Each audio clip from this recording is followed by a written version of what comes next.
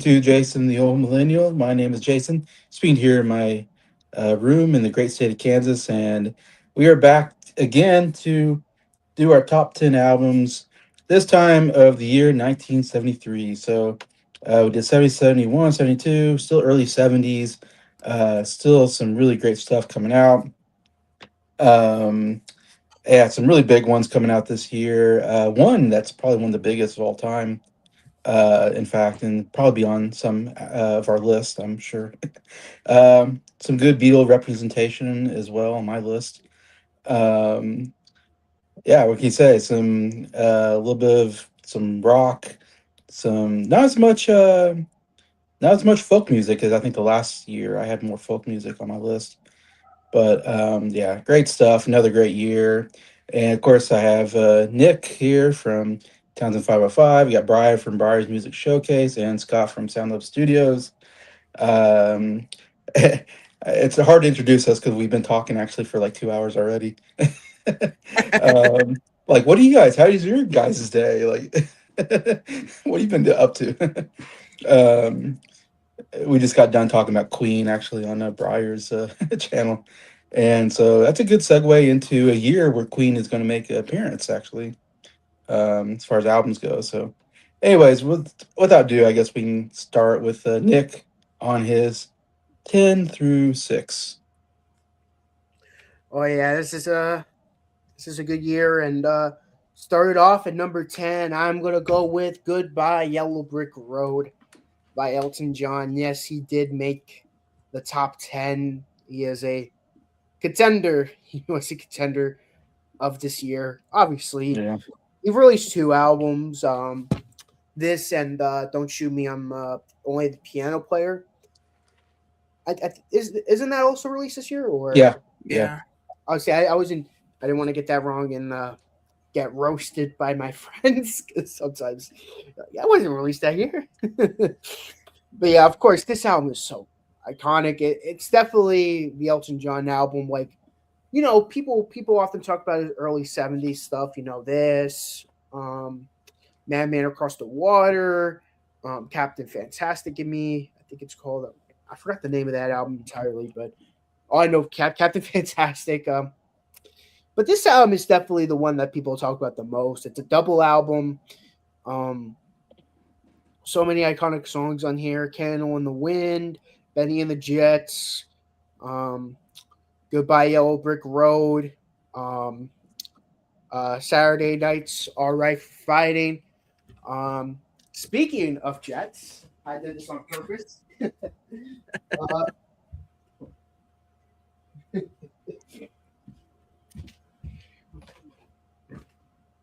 yes, of course, we gotta talk about the Yeah. Jets, the New York Jets. But Benny and the Jets. uh, that was totally worth going into my closet and getting it.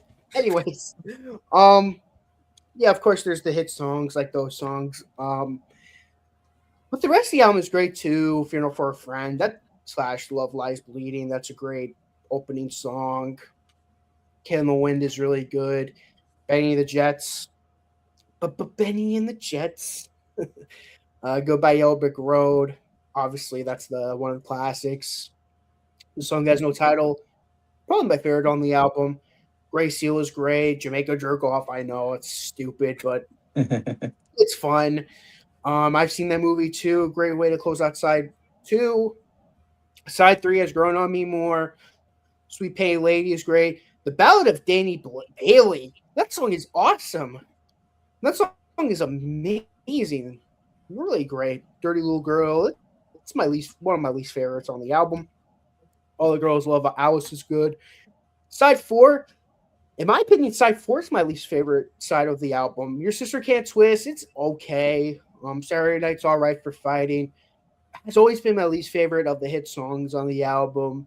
Yeah. "Roy Rogers" is good. The last two songs are great. "Social Disease" and "Harmony," but yeah, really great double album release. There quite a bit of double albums released this year, but yeah. Coming out at number 9, I'm gonna bring some love to the Beatles.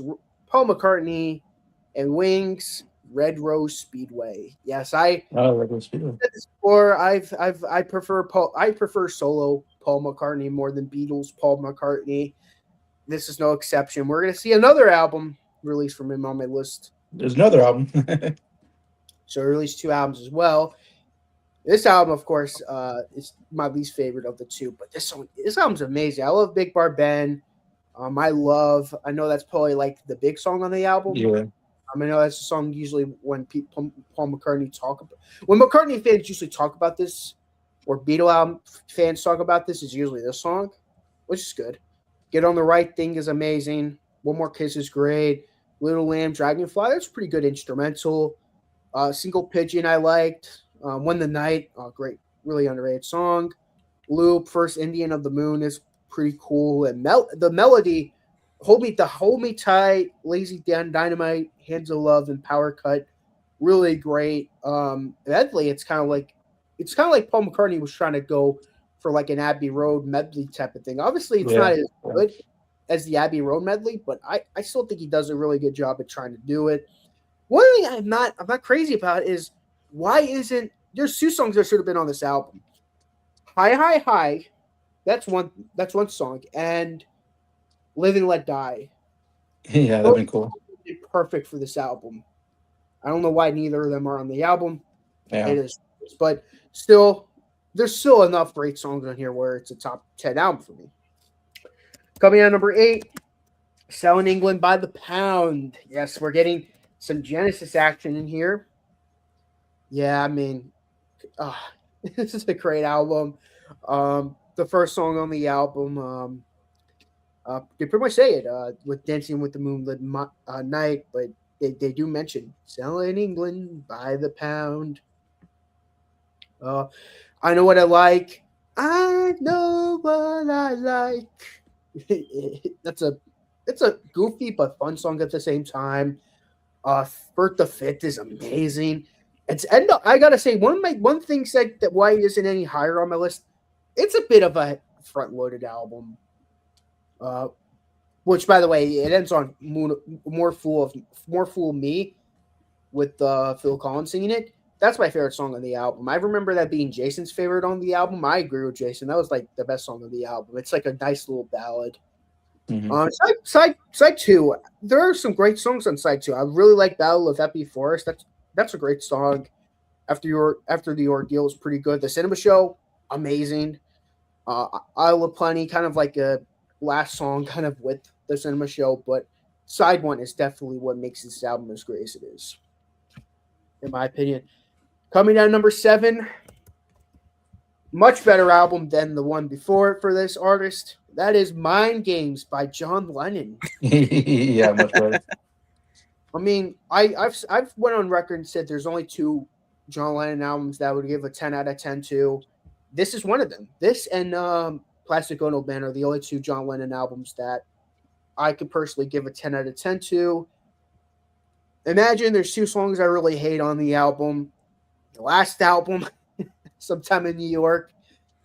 Yeah. What the heck is that album? And then there's this one, Mind Games. Though I know it's basic to say it, but it's definitely the best song on the album. They're playing those mind games together. Oh, I love that song. So beautiful. That's so good. Tight Ass. It's a funny song. I know. What a weird Dollar sign, dollar sign. dollar sign, dollar sign. The tightest you can get it. It's stupid, but it's fun though. As Masa parentheses, I'm sorry. That song's great. That's like a great, nice, slow song. One Day at a Time, really underrated John Lennon song. I mean, I think even Elton John liked it. He covered that song. It wasn't on any of his albums. Like, I believe it's a bonus track for Captain Fantastic, like kind of like Lucy in the Sky with Diamonds. Great song. Bring on the Lucy, Free the People. That's a great song. Nice catchy song. Free the people now. Do it, do it, do it, do it, do it now. So catchy. Bit of a political song, but this is how you see. This is the political stuff that I don't mind from John Lennon because it's catchy. I don't mind the catchy stuff. I don't mind when he does catchy political songs. Not when he's like screaming out the hard R, thinking that's gonna do something. Uh, Intuition's great. Out the Blue is amazing. Out of Blue, great song. Only People is great. I know parentheses. I know. You Are Here is great. I know one of the songs Scott had on is like there was like a thing where at one point Scott made like a album of like solo Beatles stuff with like ELO in it a little bit. Oh It was like yeah, I forgot about that. I remember one of the songs from Mind Games was on here. That was pretty cool that Scott did that. Meat City is a great album closer, kind of like a big jamming song. But yeah, great album. Coming down number six, barely missing the top five. That is Sabbath, Bloody Sabbath. Yes, another Black Sabbath album making my list. Unsurprising, right? At this point. But can you blame me though? I love Black Sabbath, and this album is great. You know what? This used to be my favorite Sabbath album. This used to be my favorite Sabbath. I think this might have been Bryan's I don't favorite. blame you. But yeah, it's a great album. I mean, obviously, it's not. It doesn't. I mean, obviously, I don't think this would make anyone else's list. Maybe Bryer, but this album's great. Sabbath Bloody Sabbath, A National Acrobat. That's still my favorite song on the album. Fluff. It's like an instrumental. Sabbath Cadabra. That's awesome. Killing Yourself to Live is great. Who Are You? I know it's not. Who are I know. you? Who are you? It's not the Who Are You? Question It's mark. Who Are Yeah. You? Yeah, Who Are You? Question mark. That yeah. Looking for Today is great. It's Spiral uh, Architect. That's a great album closer. Epic album closer too. But yeah, again, I wanted it to be in my top five, but man, it sucks. We didn't make it. But yeah, there's so many great albums of this year. But yeah, that's my number six. How is that compared to Volume 4? I it used to be my favorite of like the Ozzy period, but it's more experimental, most experimental of the Ozzy Osbourne period. Um, I don't think it's as good as Volume. I mean, I wouldn't say not as good, but I prefer Volume 4 over it now. But Okay. I mean, it's a little bit more heavier too than Volume 4. I don't see you really getting into the album like Yeah, Volume 4. nothing like Maybe changes for you might sure. surprise me though. You might surprise me like you did with Volume 4. I wasn't expecting you to like what's the song?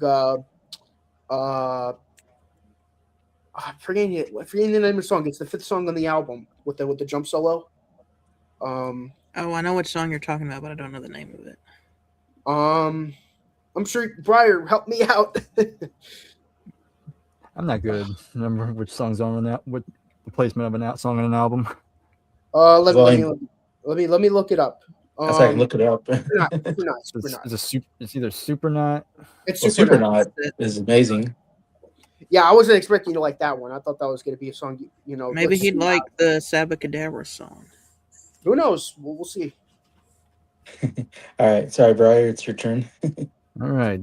So at this point, this was probably the most daunting year to cover so far for me, and I Really? don't know if that will be topped because as of now, it could change still Yeah. because there's one other year that's kind of competing to be number one. But as of now, 1973 is the year where I own the most albums from, and it Okay. wasn't intentional.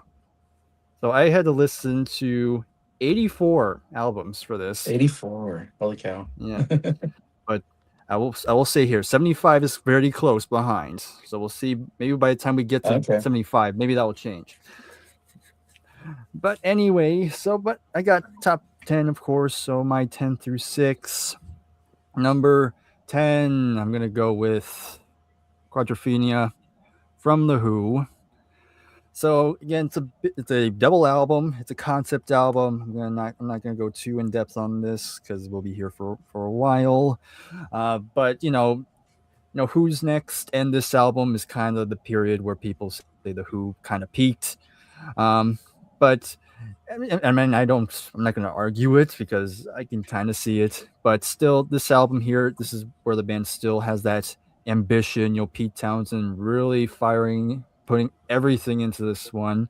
You got a very interesting story here, but still you have some great songs on this. You know, The Real Me. I mean, the quintessential John and whistle bass playing is, of course, The Real Me. And then you have songs like Cut My Hair, The Punk and the Godfather, um, Helpless Dancer, 515. Like this. Even the Keith Moon song Bellboy is actually kind of interesting. Actually don't mind that song too much. But you know, my favorite song, of course, it has to go with the final one, Love Reign Over Me. I mean, that's one of my favorite Who songs.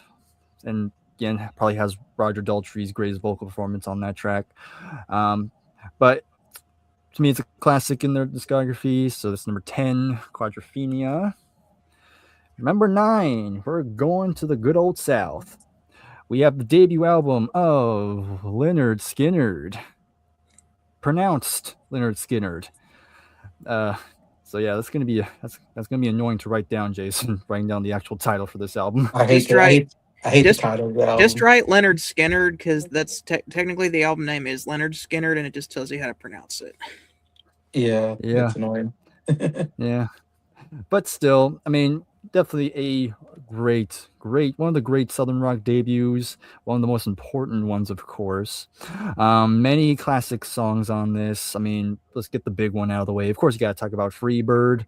Play Freebird, you know they all say. Play Freebird. The 9-minute epic. Yeah, it's like the final boss of guitar soloing, I guess. It is. You like the Guitar I mean, Hero, that- the greedy record executive comes out. Yeah. You can rock. You can't rock unless you can play Freebird. Yeah, but I mean that's an amazing album closer. I mean you have the great kind of slow ballad, piano ballad portion, but then once you get to the guitar solo, the bird's free, he's going out, just a epic closing song. But the other songs are also excellent as well. You know, I Ain't the One's a great opening song, kind of sets the tone on what this band is. But you also have the next song, Tuesday's Gone. That's another one of my favorite songs on there. Kind of a more slower, but still has a kind of ballady sort of feel, which I really like. Give Me 3 Steps, another good song. Then you have the Simple Man, another good rocker. And other songs like Poison Whiskey are really nice too.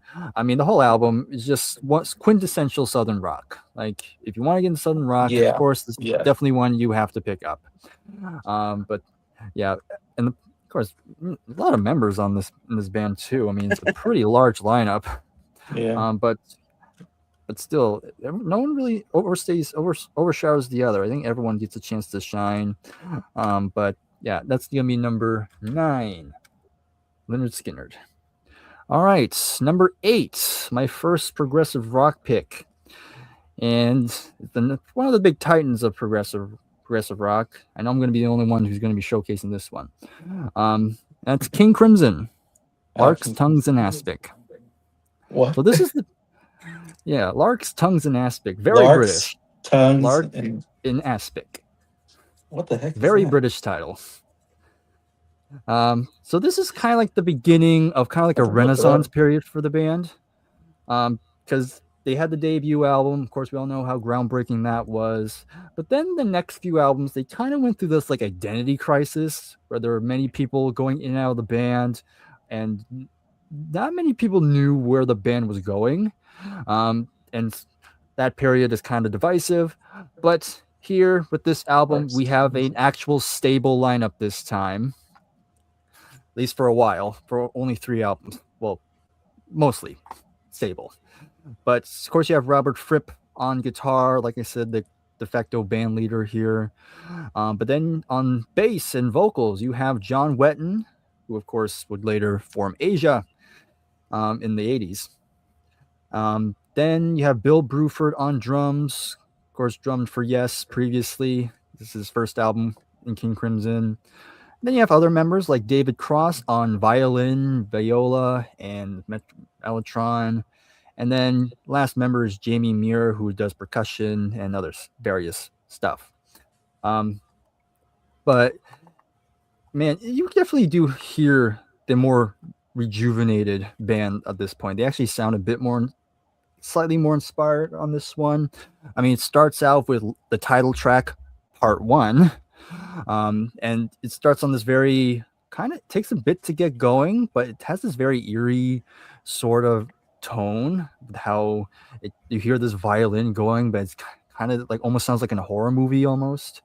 But then it keeps building, and then finally, when it breaks out, you have that very heavy guitar riff, like one of the heaviest guitar riffs I heard from Robert Fripp. And then Bill Bruford's drumming is just also very big as well, and good big bass work from John Wetton too. And it's it's an instrumental track, but it's one of those instrumental tracks where I actually don't mind. It's actually pretty good. But then from that point, the album does kind of slows down a little bit with Book of Saturday, and a more it's a shorter track. This is where you first hear John Wetton on vocals, and he sounds really nice. Then you have Exile, kind of a more heavier song, but still pretty cool. Same with Easy Money, with a great drum groove from on that one. And the only song I'm not quite fully clicked with me is the Talking Drum. That's another instrumental. I don't think is as strong as some of the others. And then the album closes with Larks, Tongues, and Aspic Part 2. So kind of nice, good bookend there. And still pretty. I still think I prefer Part 1, but Part 2 still has some good moments as well. But yeah, when we're talking about to a lot of King Crimson fans, you'll find this one pretty high for a lot of people. It's either, at least in the top 3 for King Crimson fans. So just want to highlight that one. That's number 8. And now let's get into something that okay, never mind. Nick didn't bring up, but he mentioned it during one of the R's he was talking about. But we're not getting to that big one yet. But another one from this artist. Don't Shoot Me. I'm only a piano player. All right. So again, this is the first album from this year to come out from Elton John. And yeah, I think it's another pretty strong album from him. Classic songs like Daniel, I always enjoyed Daniel. And then Teacher, I Need You, which if I had a nickel for every song about getting with a teacher, I think I have 3 nickels. Well, I just listened to 1984, and there's a teacher song on there. Yeah. You have ABBA, Elton John, and Van Halen. Yeah, ABBA has one too. When I can. I mean, you could also include "Don't Stand So Close to Me," but that's like the opposite end of how that creeps them out. Yeah. But still, fun song, regardless. Elderberry Wine, really good deep cut. There's some really good deep cuts on this album, which I really appreciate. So, Elderberry Wine's one of them. Same thing we said for Blues for My Baby and Me. Midnight Creeper, yep, that's another really nice deep cuts. Really enjoyed that one. Have Mercy on the Criminal, really another strong track. I'm going to be a Teenage Idol.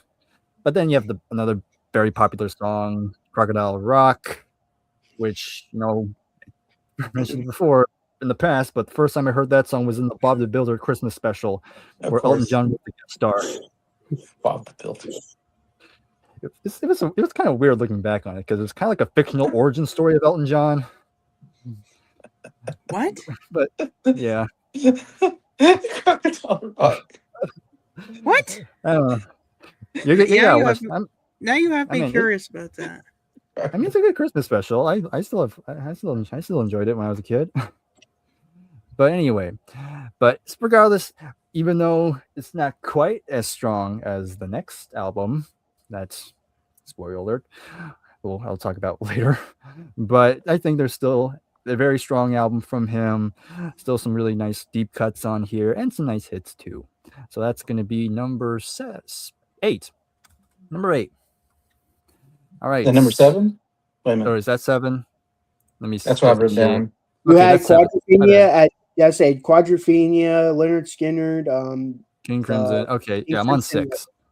Yeah. All right. Okay. Number 6.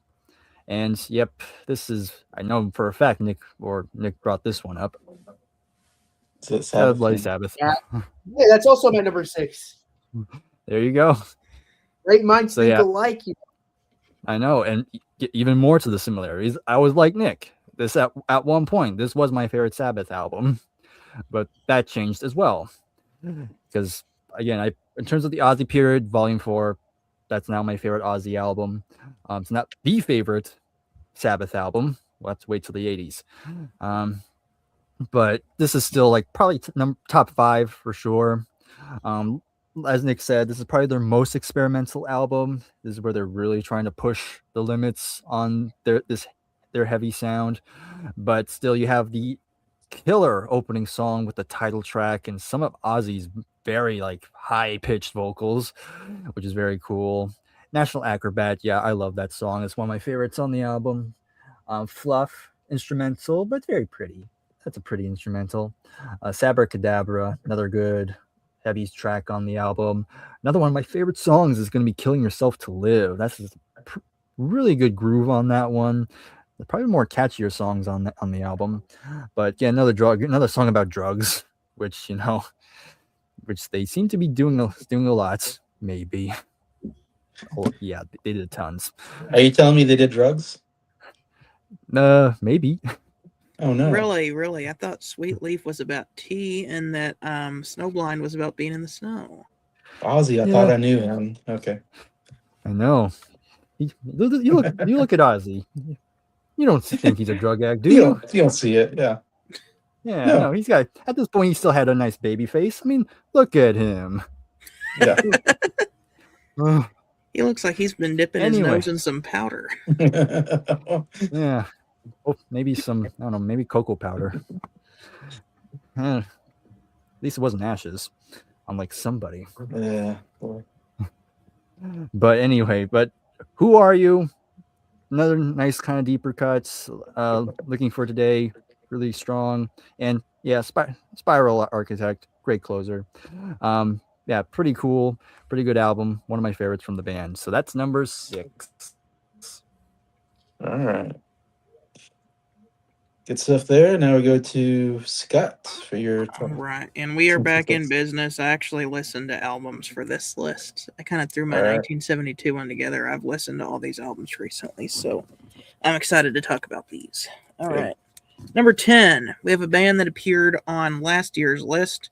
I actually like this album better than the album they released last year, but it's a little lower on the list. Kind of funny, but 1973 is such a stacked year. Getting anything in the top 10 is going to be difficult.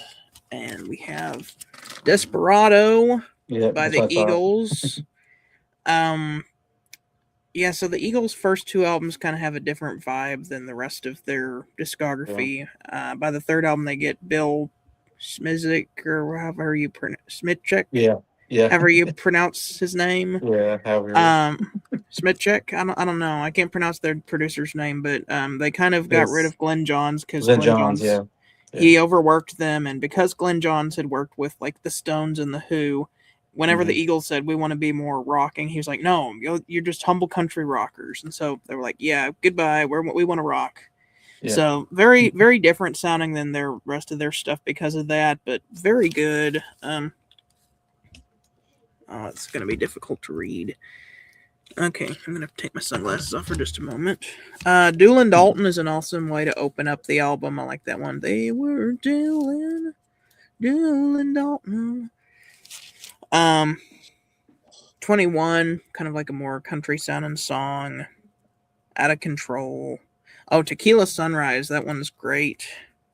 Title track, one of my favorite Eagle songs, just period. I love the piano on that. Just a great ballad. Desperado, why don't you come to your senses? Probably the most underrated song on this album is Outlaw Man. That song is sung by Randy Meisner. It starts out as kind of like a ballad, then it goes full on rock by the end, and there's an awesome like bass line when you get like towards the outro of the song.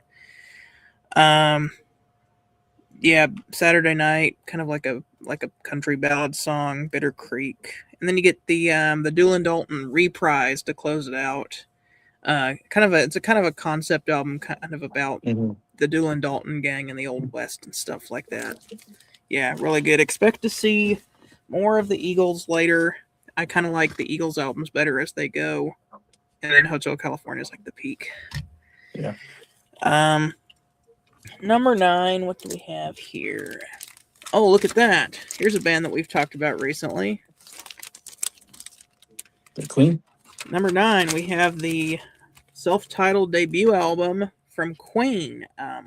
Yeah, as we all know, Freddie Mercury, one of the GOATs greatest of all time when it comes to vocals. Brian May, awesome guitar player. John Deacon, great bass player. Roger Taylor, great drummer.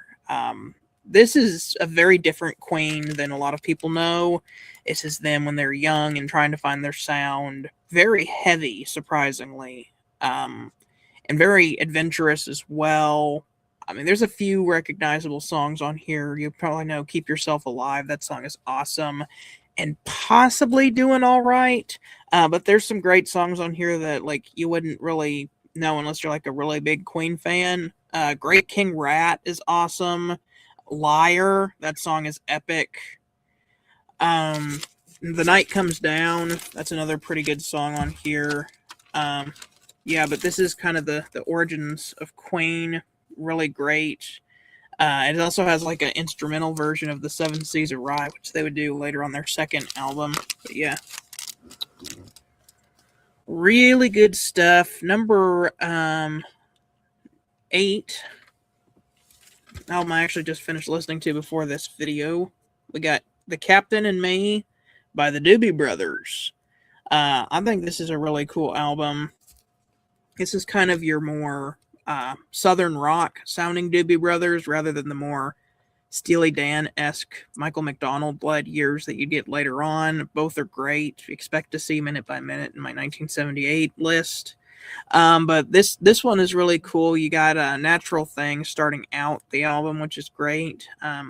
Couple of really big songs on here. "Long Train Runnin' has one of the coolest guitar riffs ever. "China Grove," that song is awesome as well. Yeah, I think got some underrated stuff like "Dark Eyed Cajun Woman" is really cool. "Clear as the Freshly Driven Snow," or I always forget what the name of that song is, but it's like a proggy kind of song that's sung by the guitar player Pat Simmons. I always like that song. "Without You," that song is great. There's a song called "Evil Woman" that's not the ELO song, but that song is super heavy. "Ukiah" is another song on here. That one's pretty good. Yeah, really great album. Now we got number 7. More southern rock. We got Leonard Skinner with their debut album. Leonard Skinner, really cool band. Lots of members, Bryer was pointing out. Of course, you got Ronnie Van Zant on lead vocals. And yes, he's not just singing about this stuff. That was actually his personality. He was kind of a wild and crazy guy, as Steve Martin would put it. You got 3 guitar players. You got Collins, Rosington, and King, which is really cool that you got 3 different guitar players. And King, funny enough, got his start in a 60s band called the Strawberry Alarm Clock, which did like, if you've seen Austin Powers, they have a song by them in that movie. So it's very, very different than that.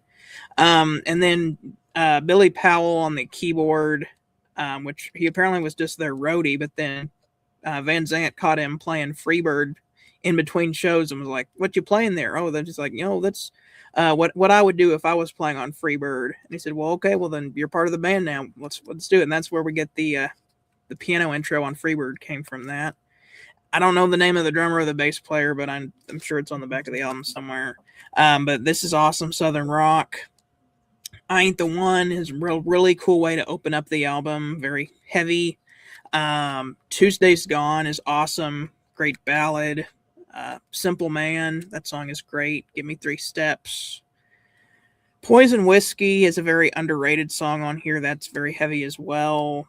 And then Freebird is, I would probably say Freebird is like the single best song of 1973. If I had to single out just one song that's the best song in 1973, that song is just awesome. The guitars at the end, the whole thing is just very epic. It's number 7. Barely missing my top 5 at number 6. We have "Band on the Run" by Paul McCartney and the Wings. Yeah, this is a really cool album cover too. There's like famous actors on here. Yeah. Yeah, famously, Paul McCartney had recorded a completely different album and he got robbed by someone who had a knife, and so he had to start over, and this is the album that we get. So we never know what it would have been. But this is really great. The title song is awesome. It kind of goes through different styles. Starts off very chill with that bow, bow, bow, bow, bow, wow, wow, wow, wow. And then it picks up a little bit with the if I ever get out of here, don't have given it all away to a registered charity. If we ever get out of here, and then you get the horns come in, bow bow bow bow bow bow bow bow bow. Bow, bow, bow, bow, bow, bow, and you get the kind of the main song with the band on the run, band on the run. Jet's awesome. I like the saxophones on there. Jet, Bluebird. I'm a bluebird. I'm a blue. Yeah, this song is this sounds like a try not to sing along kind of thing because like all Oh the man. songs on here are so catchy. Mrs. Vanderbilt. Ho, hey ho, Oh, ho, hey ho. Let me roll it to you. That one's awesome as well.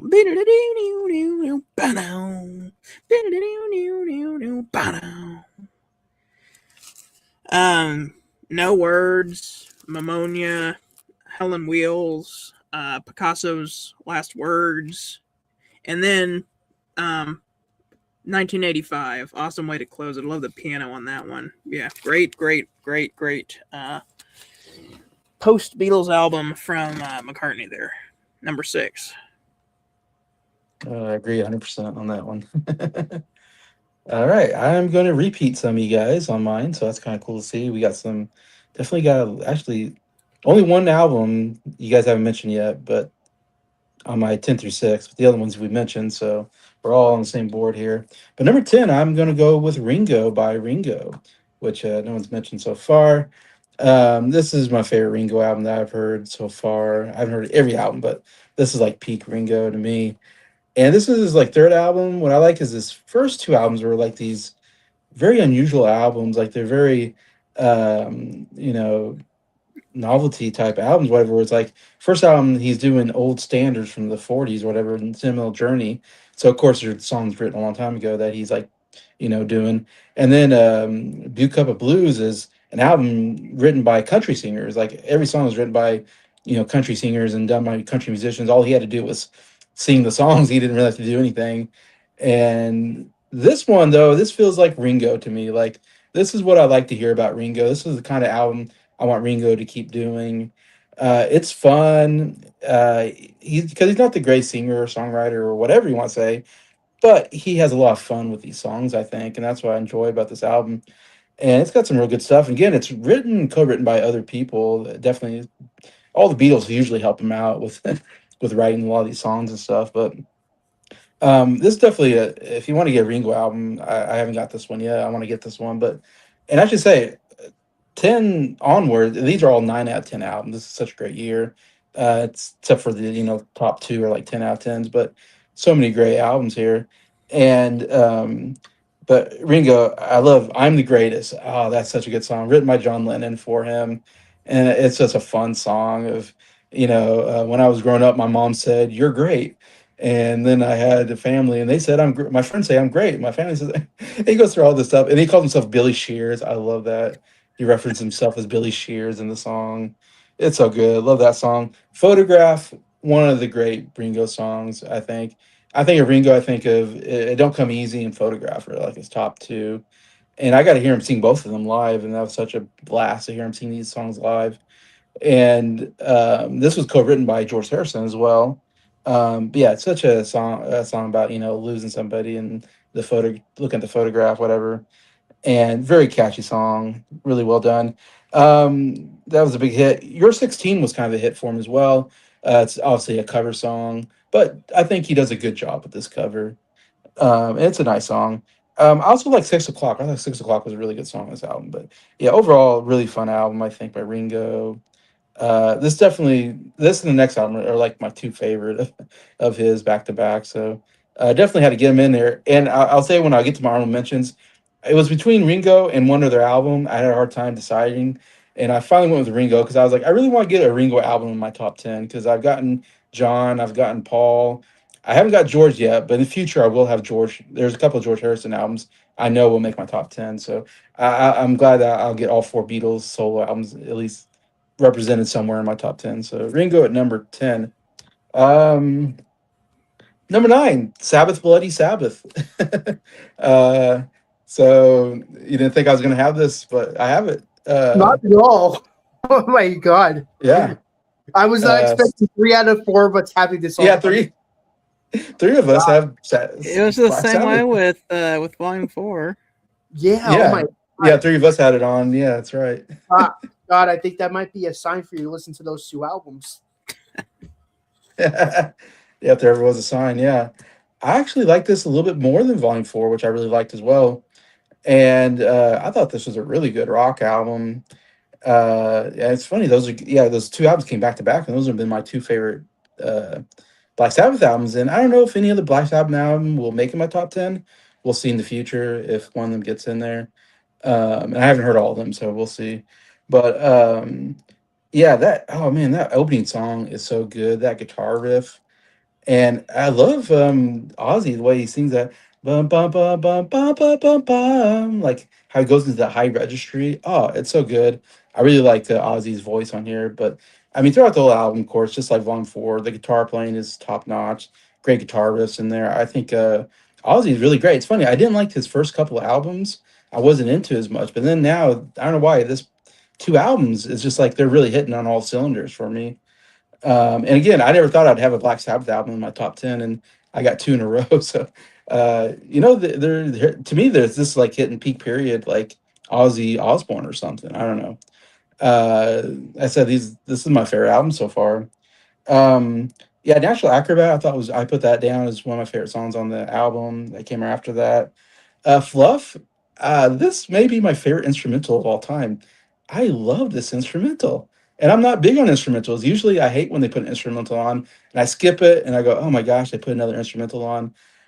And this is crazy thing is it's not you think it's an instrumental, you think Black Sabbath, it must be like this really heavy metal, uh great, guitar soloing, crazy no, it's the most beautiful instrumental I've ever heard in my life. It is so amazing. It's like acoustic guitar ballad uh instrumental, and it's beautiful. I absolutely love the guitar playing on here. I don't get it. How did they put this in this album with all the other stuff in there? But they did it, and I love it. And then I also wrote down Spiral Architect as a song I quite enjoyed, the closer on the album that you guys mentioned as well. So uh, yeah, Black Sabbath surprisingly on my list again at number 9. All right, number 8, I have pronounced Leonard Skinnerd or something like that, or it's pronounced Leonard Skinnerd.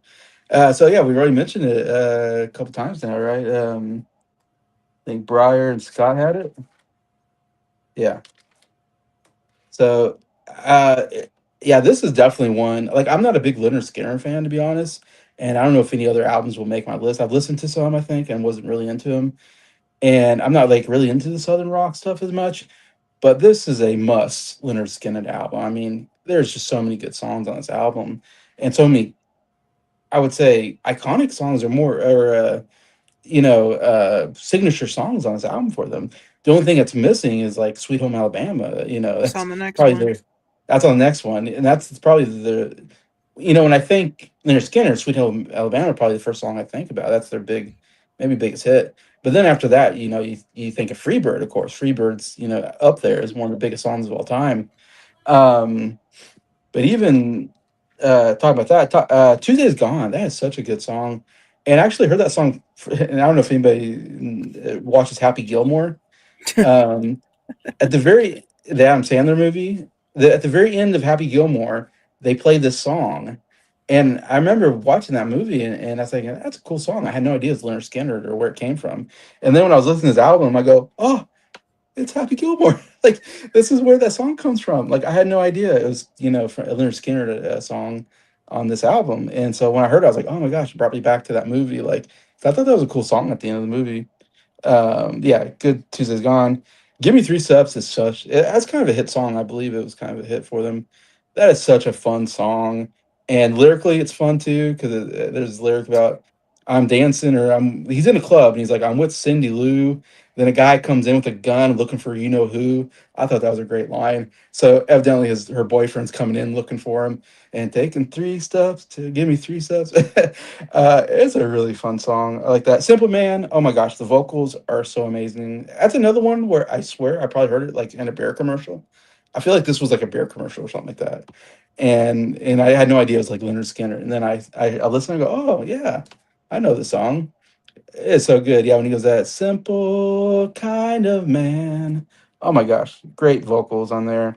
And then I mentioned Freebird. Yeah, what a great closer. I mean, that had to. I'm glad that's a closer, and not like the first song. Like that should be the closer. That's how you close an album with a 9 minute epic. So how can you not put this on without? I mean, you got Freebird on there. It's like this is a must if you want to hear any Leonard Skinner album. I think this is a good starter, and I guess it's the first album, so that makes sense too. But uh, I don't know. I'm not again. I think maybe Scott's a bigger Leonard Skinner fan. I don't know. You know more than I do. Jacob Martin's been listening to him. He likes them too. I think so. They would know more than me. But number 7, I have Mind Games by John Lennon, which was also number 7 for Nick. So we both had the exact same spot. And we talked about this album. This is both me and Nick think is some one of our favorite John Lennon albums. And I think underrated maybe album too.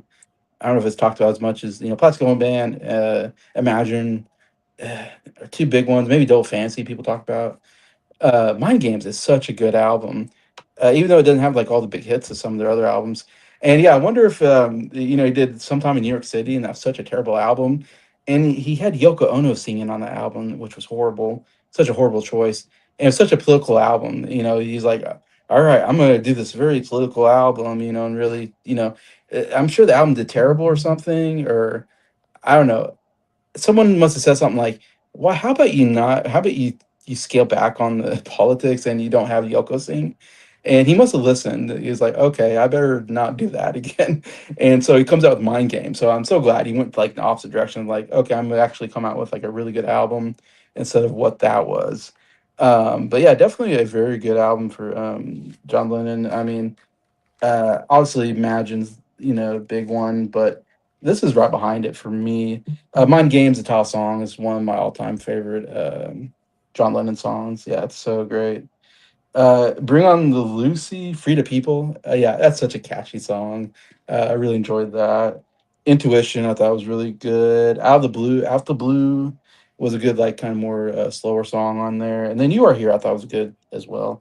But lots of good stuff on here. No big hits really, except for Mind Games. But just a really solid John Lennon album, which is nice to see. And then number 6, I'm going with Desperado, which Scott mentioned. Yeah, I agree. It's such a good album.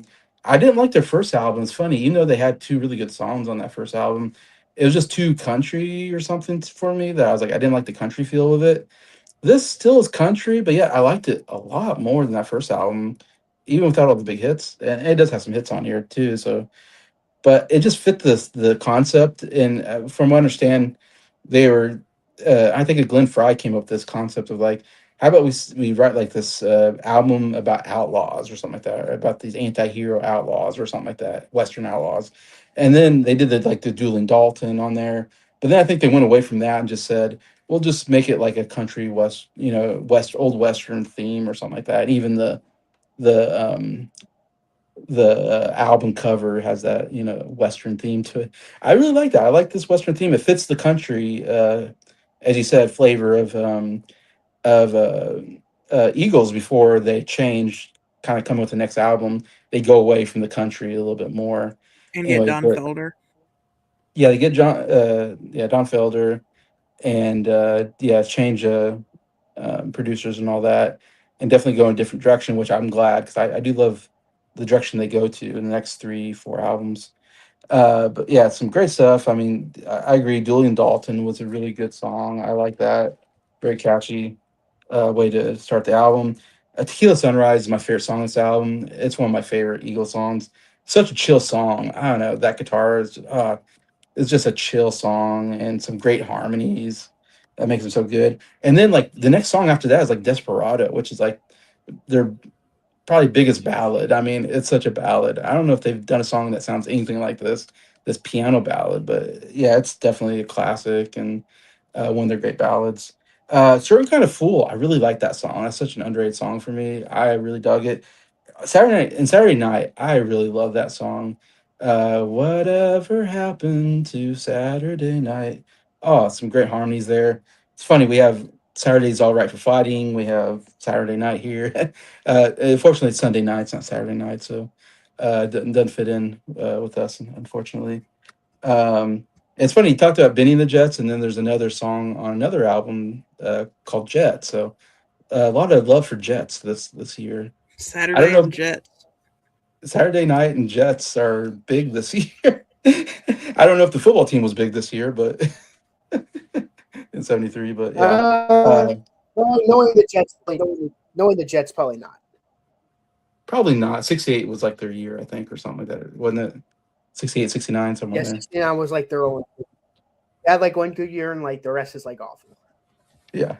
Anyway, so that's my number six. So we'll go back to Nick first, 5 through 2. All right, my number 5, "Houses of the Holy" by Led Zeppelin. I mean, come on, you can't get any more big and rocking than Led Zeppelin. Out of like when you're talking about classic rock albums, um, song remains the same. The Rain song, "Over Hills and Far Away," all three great songs. The Crunch, I don't care. Still my favorite song on the album. Dancing Days Heard is that.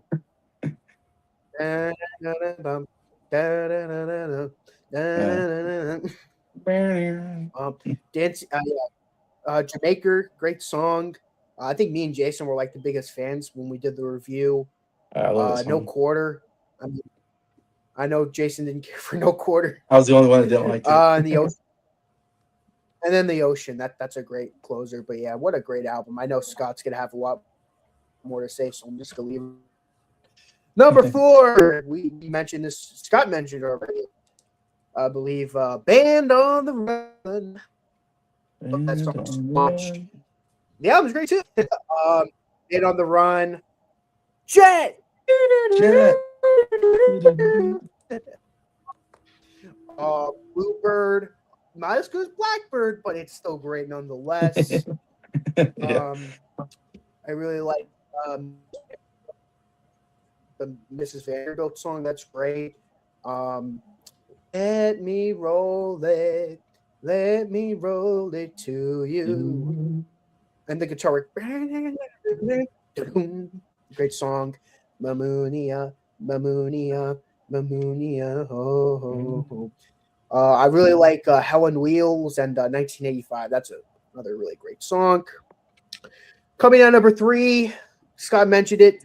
Queen. Yes, you got to bring Oh, okay. Queen, of course. I mean, "Keep Yourself Alive." Doing all right. Drinking Rat. My Fairy King. Liar. Modern Times Rock and Roll. The Night Comes Down. The one that doesn't use an AI video. um, yeah, another really great album. I already talked enough about Queen today with the Day of Races, so I'm just gonna leave it at that. And then number 2, "Inner Visions" by Stevie Wonder. Ah, number 2. Yes, didn't make my day. Stevie Didn't make Wonder. number 1. Stevie Wonder is not a back-to-back champion of music. Sadly, he got dethroned in the finals. Got dethroned. Got dethroned. Yes, he merely a number 2. It's a great album though. Too High, jazzy, cool. Too high, too high. Oh, great song. Visions is great. Living for the City. Oof, I love that song so much. That's how you do politics right, by the way. Golden Lady is great. Higher Ground. Jesus Children of America is amazing. All Love is Fair. Don't you worry about a thing. La, la, la, la, la, la, la. Great song. And then lastly, you end on another heavily political song. He's Mr. Know It All, but that's a catchy song. He's Mr. Know It All. That song. But yeah, that's gonna be my number 2. Intervisions.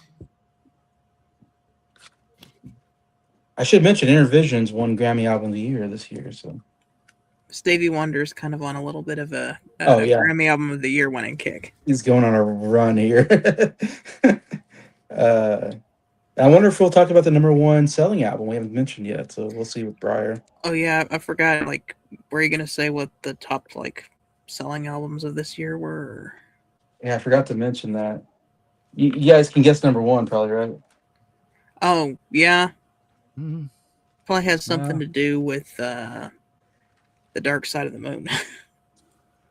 Yeah, one of the greatest selling albums of all time. It's on the uh, Billboard Top 100 for like 30 years. well, it's funny because I was doing research about I was doing research on the Eagles, and the Eagles' greatest hits album, like, oh my gosh, like sold like 80 million or something. I don't know, something crazy, and it was like number one, like the best selling album for a while, I think.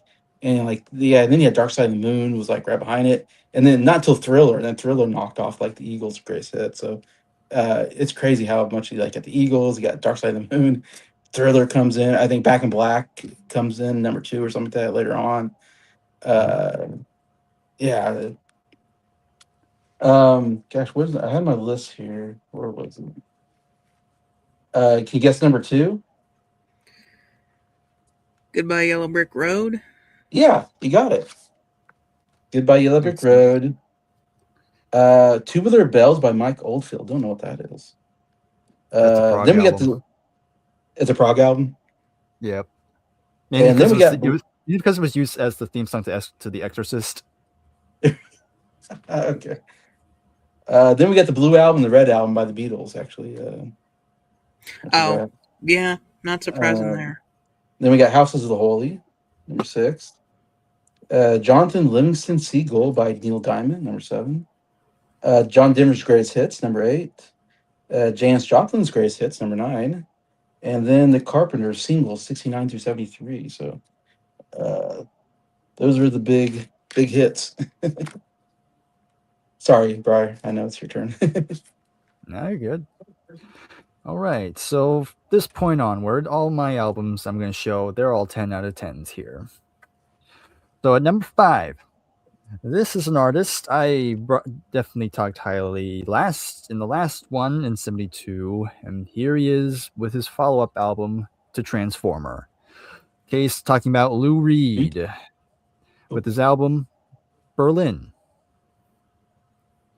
So like I said, Transformer, that was a big seller for him. It did really well. So how could he follow that one up? Well, he decided to do a concept album this time.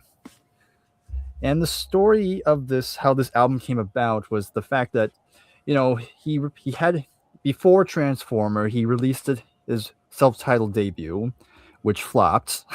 But there was a song on that album that was literally called Berlin. And the song Berlin is a very short song, but it's basically about this kind of this couple. And one day, don't remember who, but somebody came up to Lou and asked him, "Hey, I really like that Berlin song from your debut. I want to know more about that couple. Can you make a whole album about this couple?" And in Lou Reed fashion, he just replied, "All right." And that's what he did. And that's where Berlin comes in. So this is basically an Huh. extension of the song Berlin. So he does a re-recording of that song on here. That's the first song. And there's one thing I should really point out. This is probably one of the most depressing albums you will ever hear. Okay. And because the couple in question are very toxic. There's drugs, good Lou Reed fashion, just talking about the dark side of relationships, of how toxic relationships can really bring a person down. I'm not going to go in all the details of it, but it gets pretty real, especially gets towards the end. Because there's a song called "The Kids," where because this couple had kids, and due to their drug use, Yeah. somebody called in child support, and the kids were taken away.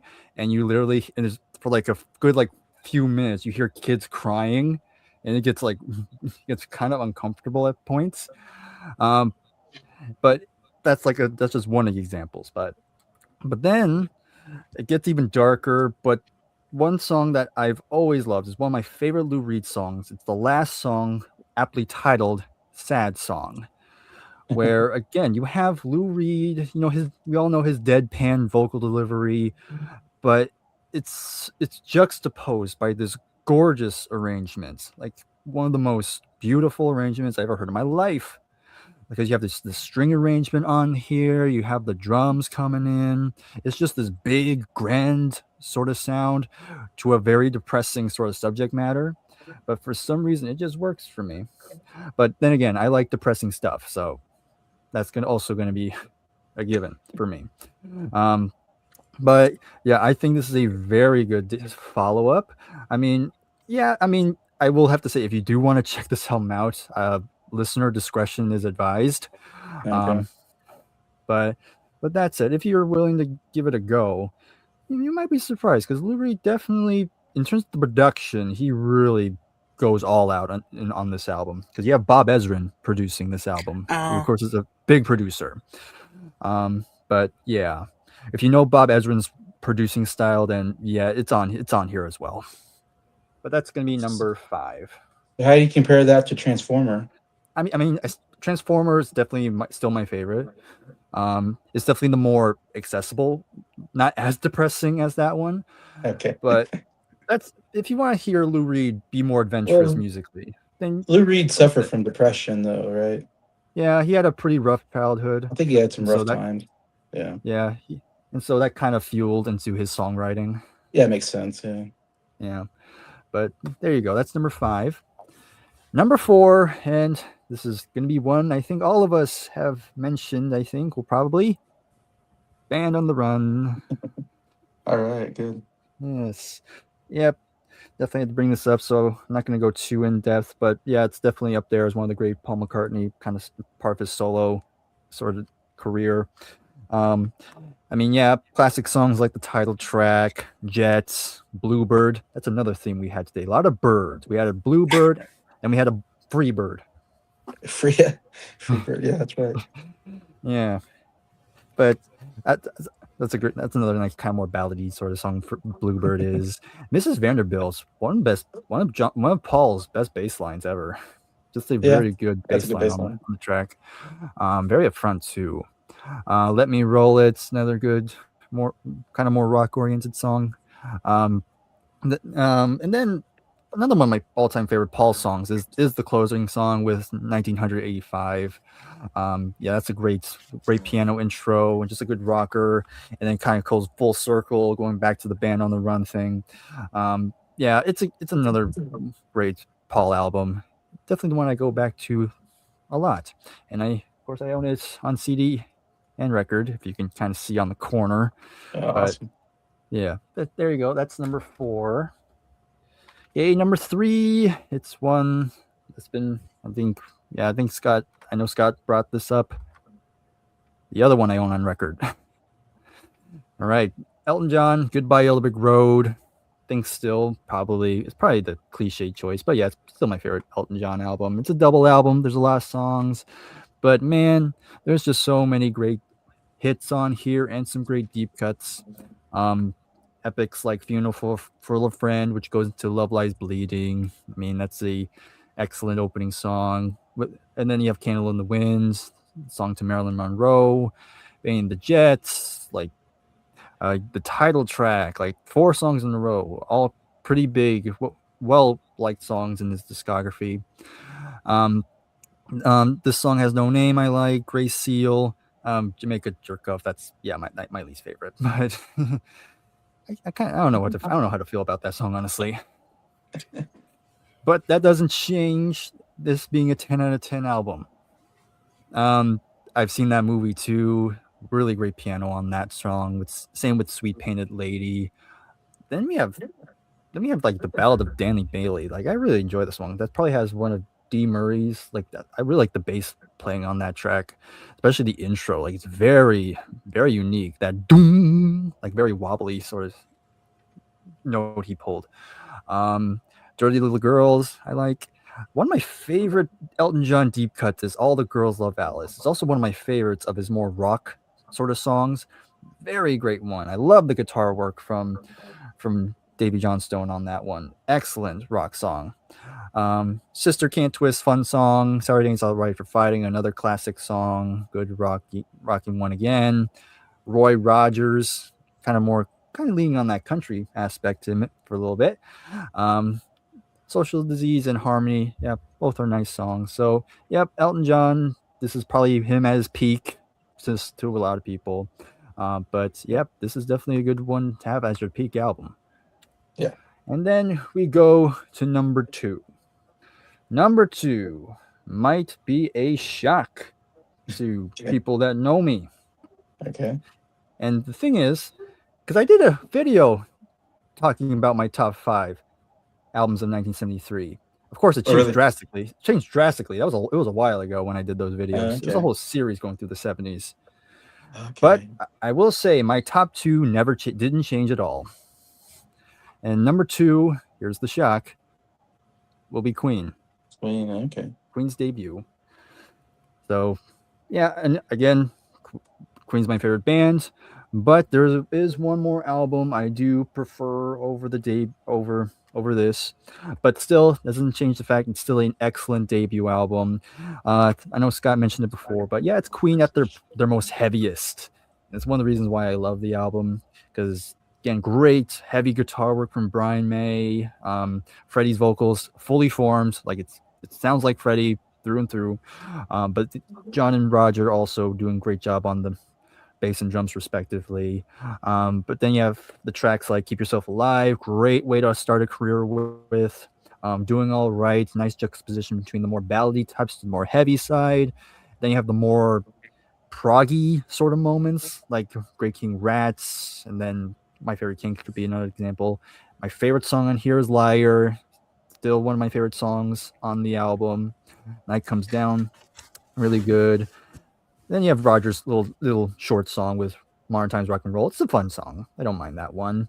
Son and Daughter. You have the kind of Queen doing Sabbath, which is epic sounding. Very big guitar work on that one. Jesus, another really nice song. And the only negative, slight negative, is definitely the demo version of Seven Seas of Rye. But still, it's still a excellent debut. It's still up there, probably my top 5 in terms of the Queen catalog. Still go back to this album pretty frequently. That's Okay. going to be number 2. All right. Interesting. I keep thinking of like what's gonna be number one. So this is interesting. I have an What idea. there's two big albums you didn't mention. Maybe neither one's gonna be your number one. So it's interesting. Um, Nick, What did Uriah Heep release this I have an year? idea on Nick. So we'll see if I'm right. But Scott, what's your 5 through 2? All right, number 5. Oh, this is a heavy one. Quadrophenia, All right. The Who. This is one that I admit that I've been sleeping on. It wasn't like every other album this band has put out, other than this one, or by numbers. Well, just talking about ones with Keith Moon on them. I don't really listen to anything after that, other than like You Better You Bet and Eminence Front are good songs after that. But like album wise, I only listen up to Who Are You. I don't listen to this one very much because it's like a double album, and the first time I heard it, I'm like, oh, this is so boring. It's just like Wannabe Tommy, but it's very good. It's more of an acquired taste. You have to listen to it a few times before you really get it. It's another rock opera. I will say I don't think the story is as strong on this one because it's just about an angsty teenager who like tries to find himself. Like there's still some good elements to it. I just don't think the story is as strong, but the music is fantastic. Um, Kind of the 4 different personalities of the protagonist are explained through 4 songs that are somehow represented by the band members. You have Pete Townsend's, which is, of course, Love Reign Over Me. That is the best song on the album. That is fantastic and top 5 Who song. Just awesome. Roger Daltrey's is Helpless Dancer, which is characterized by the theme. Kind of like that. kind of a thing, or like a that with a boom ba-dum bum bum ba-dum bum bum ba-dum bum bum ba-dum bum bum ba-dum. Like you'll hear that, you'll hear these themes all throughout this album, and then Keith Moon, his theme is the Bellboys song, which is kind of stupid, but it's funny. Where he puts on like a Cockney accent. It's really funny. And then John Entwistle's is It Me, which isn't actually a full song. I'm upset because the few like glimpses you hear of his theme are really good, and I wish that he could have gotten a full song on here because I like that. But of course, you got The Real Me, which has probably the greatest bass line ever. That's awesome. 515, which has some good not percussion. What is it called? Brass, provided by John Entwistle. Punk Meets the Godfather is great. Drowned is a fun song. But yeah, really, really cool album by them. That's going to be number 5. Number 4.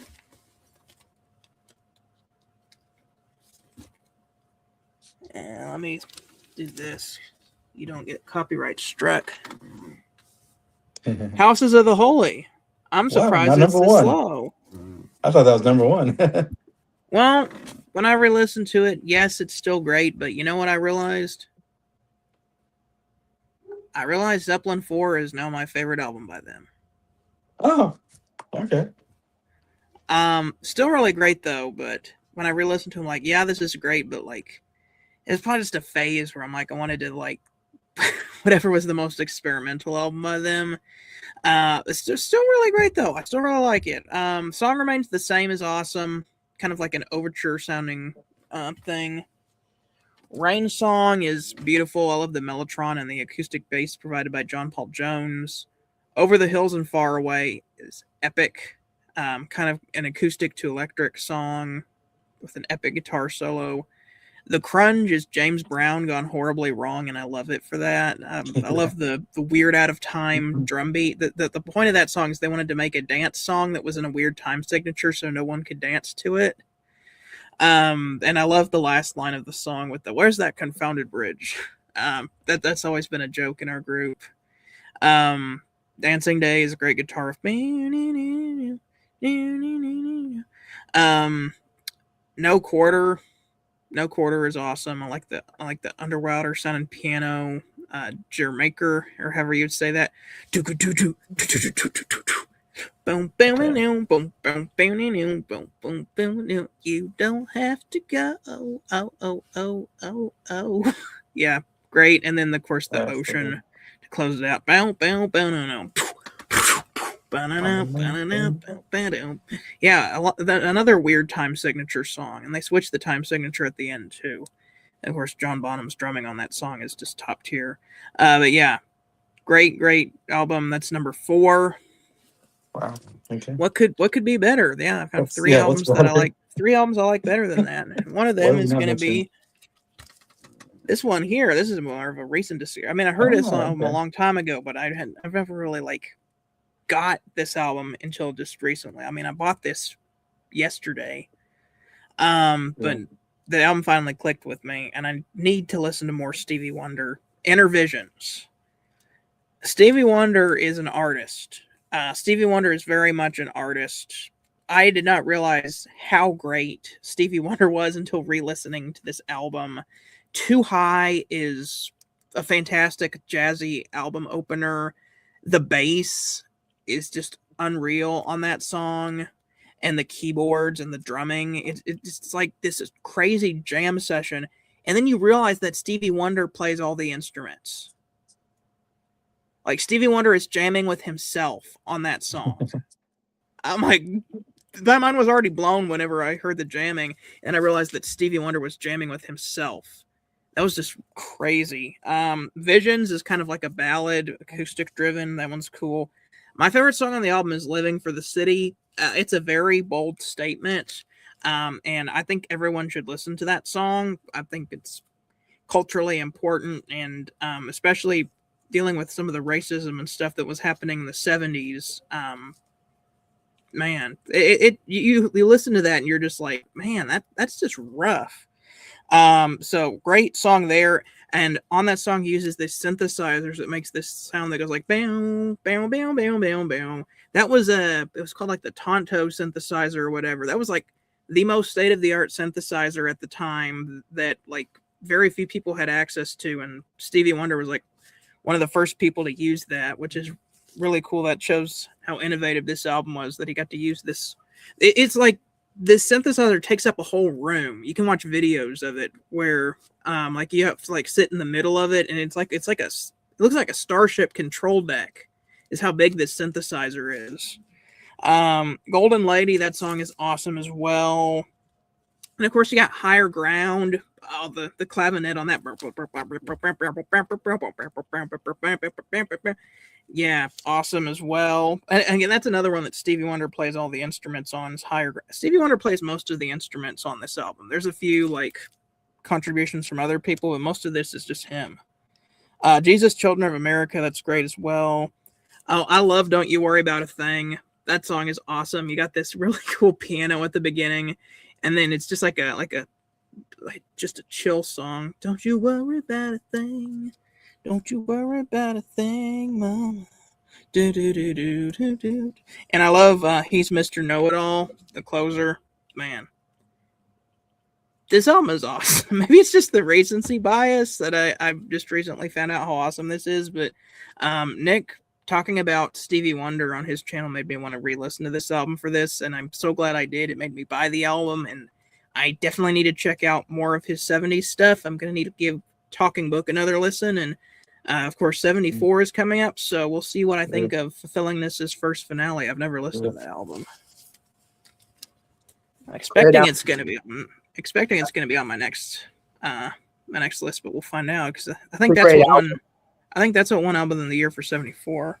Boogie on Reggae Woman. You're going to love that song. Okay. Now this is number 2, right? Yep, number 2. All right. I was right there with the public. My number 2 is the number 2 selling album.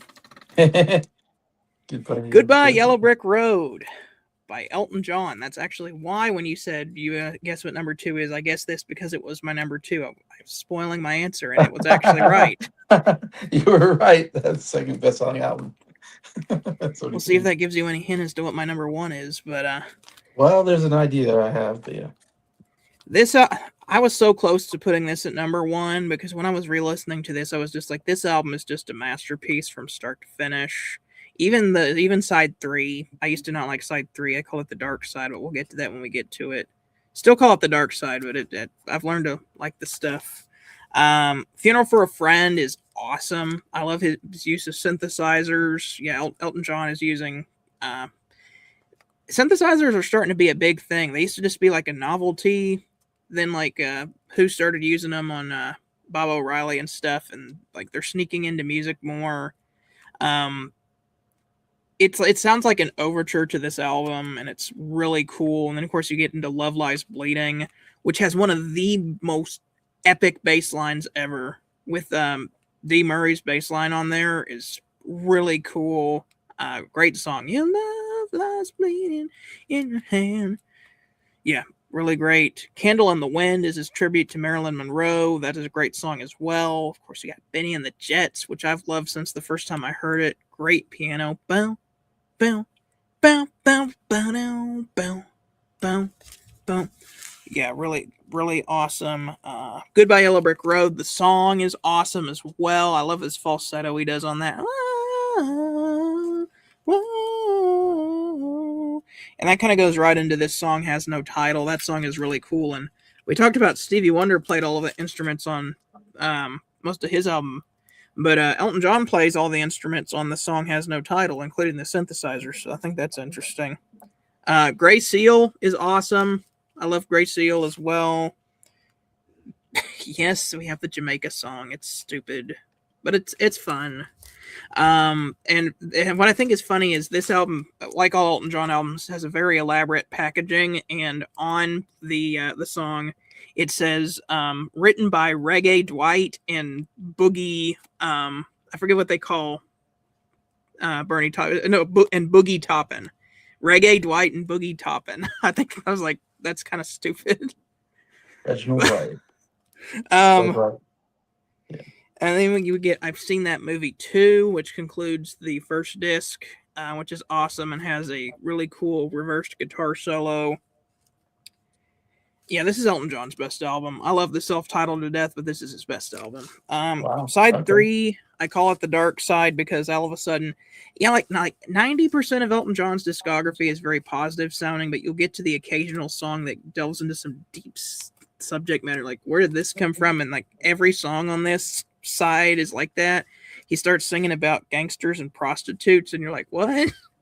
But that Ballad of Danny Bailey, really great song. Um, I'm still not too big on Dirty Little Girl. That's the only one that I'm not too big on this side. But All the Girls Love Alice has a really cool guitar part to it.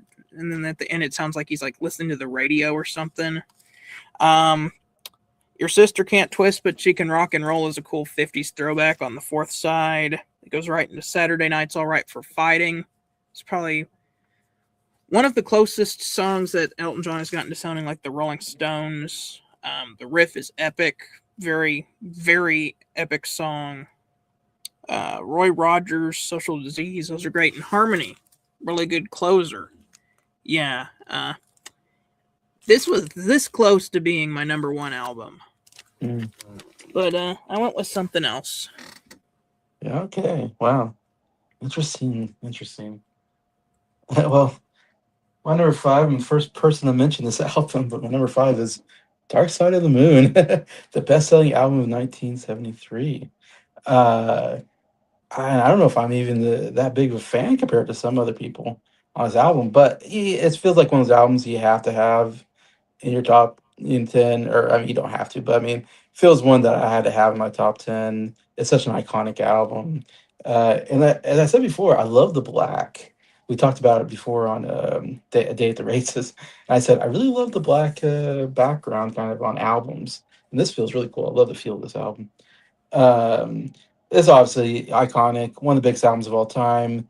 I've heard many people say this is their favorite album of all time. So I almost felt kind of a hot take putting this number five on my list. I'm not. It's not my favorite of this year, but it's got a lot of great stuff on it. And it's I feel like the Who and Pink Floyd, like they're the masters at these concept albums. Because we'll get another one later on with Pink Floyd, and as we see with the Who, we got Tommy and Quadrophenia. Um, but man, it has such a cool, it's like it's one of those albums you have to listen to from front to back because it has like such a vibe to it that it's almost kind of telling the story or whatever. And you just kind of, if you enjoy the vibe, you'll enjoy the album. And it's funny, I kind of had a hard time with this album when I first heard it because there's some songs I really are kind of like weird. Like the first song, it's just like a heartbeat, I think. And Great Gig in the Sky, I've never been a big fan of. It's just some lady singing high notes. And then there's another song I'm like not really that into, but it's all, again, it's a concept album, so they're throwing all this stuff in there. But you do get some really great songs, like Breathe in the Air is great. Time, I mean, Time is so crazy, that beginning part, the alarm clocks going off or whatever, and then boom, boom, dun, dun, dun, dun, dun, dun. It takes forever. And then when that I can never figure out when it's coming. I'm like, okay, the drums are coming in at some point. And it's funny when they finally choo choo choo choo choo choo, dun, dun, dun, dun, have a long day, whatever. Like, oh, that's such a cool intro once you get into that song. It's kind of a long song, but it has such a cool feel to it. Definitely one of their best. And then Money is one of their best guitar riffs that they have. And you even have the Money ching whatever in there. Bum bum ba ba dum bum whatever. Us and Them is my favorite song on the album. I absolutely love this song. I don't know why. I just love the us, and them. I don't know. It's such a cool effect that they do there. And I love the vocals. I think is really great on there. A lot of sound effects as well. Is there violin? There's some, like, no, there's some kind of instrument in there I really love. Now I can't think of what it's called. Saxophone. Yes, saxophone. That's it. I love the saxophone on that. Yeah, that's it. Saxophone. Yeah. I'm stupid. Yeah, saxophone. I love that on there. It's so good. And then I loved the ending, Brain Damage Eclipse. I think it's such a good ending to the album. And they even mentioned Dark Side of the Moon, like in one of those songs, I think. And because there's no song called Dark Side of the Moon, but they mention it in that song, which is so cool. And yeah, it's such a interesting song. I mean, interesting album. Like I never heard an album quite like this, with all the sound effects put in there and just the whole vibe of it. Anyway, so yeah, it's in my top five. Um, let's see. Number four, I have "There Goes Rhymin' Simon" by Paul Simon. I guess I'm the only one that has it in their list. This is my favorite Paul Simon album. I do love Paul Simon's, singer songwriter style. It's funny. I'm not into a lot of his other Paul Simon is his second album made my honorable mentions, but I can say I've listened to some other ones. I haven't been like a hugest fan. I mean, until we get to like Graceland is great as well.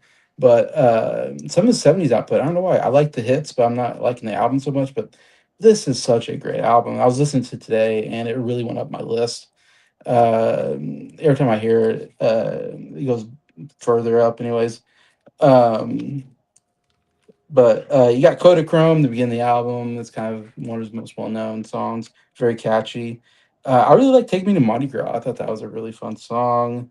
Something So Right is one of my favorite Paul Simon songs. One of the best written songs I think he's ever done.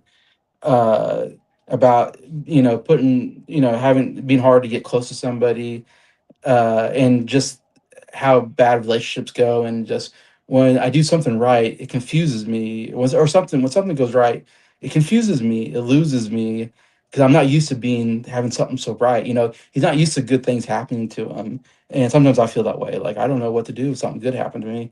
I'm so used to bad things, and he even had. I love the second verse about. He talks about they put a big wall in China, 1,000 feet long or something, or thousands of feet long, whatever. They built it to keep the foreigners out, so they built it strong. And just like that wall, I have a wall that you can't see. It's really hard to get close to me. I love the comparison. It's just a beautiful song. And then you got my favorite Paul Simon song, "American Tune." That I love that song. I was listening today. Oh my gosh, I love the acoustic guitar playing. It's one of the best acoustic guitar playings I've ever heard in a song. And I don't know, I just love when it's just him and the acoustic guitar. It's beautiful. It's just a beautiful, beautiful song. It's all right. It's all right. Bum bum bum. Just American tune. It's such a great song. Um, Was a Sunny Day is a really good song on here. It's kind of a deep cut. And then Learn How to Fall, I thought was great. Anyways, lots of great deep cuts. And some of his best, I mean, like I said, American Tune, Something So Right, Kodachrome. Oh my gosh. Some of his best stuff on this album. All right. Number three. I'm with you guys. Houses of the Holy. Gotta make my list here, of course. We're all big Led Zeppelin fans. In fact, did I let's see. No. I was close to you. Scott had it four, and I have it three, so we're pretty close to having the same. And then Nick had it five, I guess. But anyways, so we're all in the top five. It's my third favorite Led Zeppelin album, but I mean, this and Led Zeppelin four and Led Zeppelin two are all just absolutely fantastic rock albums of all time. Um, yeah, I'm with you. Over the Hills and Far Away is my favorite song on the album. I said I love that acoustic guitar beginning part. So great. And then the bum bum bum bum many times. Yeah, it's such a great transition.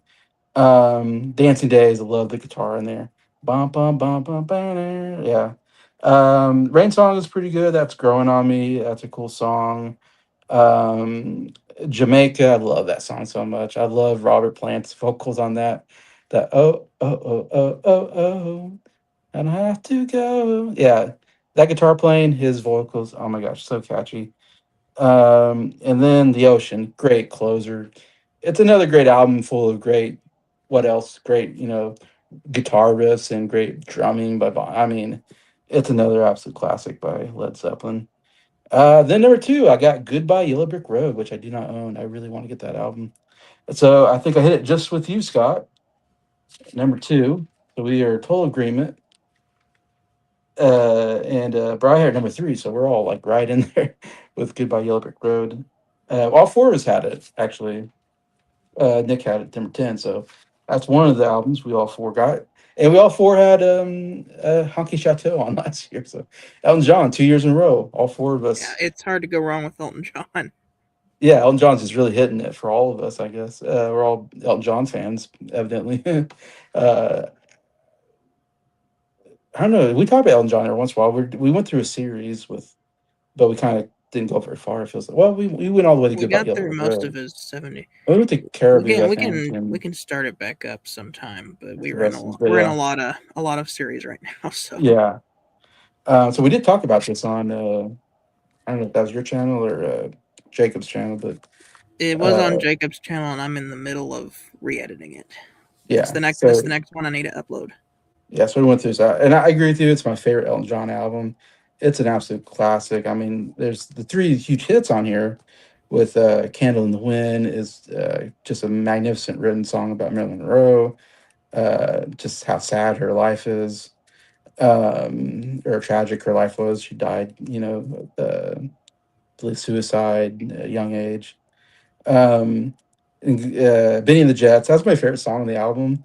I love that song so much. Like you said, the piano. I love that piano. The dun dun dun dun dun, and the Benny and the Jets. The way he does the stuttering is so good. It's such a catchy song. And a Goodbye Yellow Brick Road is an absolute magnificent song. What a beautiful piano on that one too. Three absolutely some of the best. I mean, these are like top 10 like Elton John songs for me on this album. And then I call it Love Lies It's Funeral for a Friend, Love Lies Bleeding. I love the Love Lies Bleeding part. It's so good. The second half of that song, whatever. And I mentioned before Grace Seal, I really like. Oh yeah, Saturday Night, I mentioned Saturday Night's All Right for Fine, another big hit for him, which is a good song, not one of my favorite, but still a really fun song.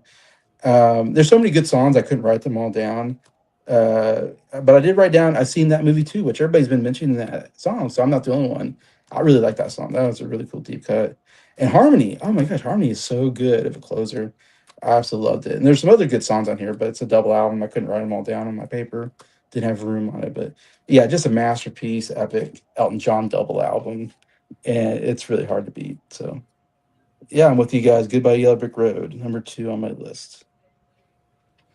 All right, so I'm going to say we'll see if we have any similar number ones here. I know we got a couple different ones for sure.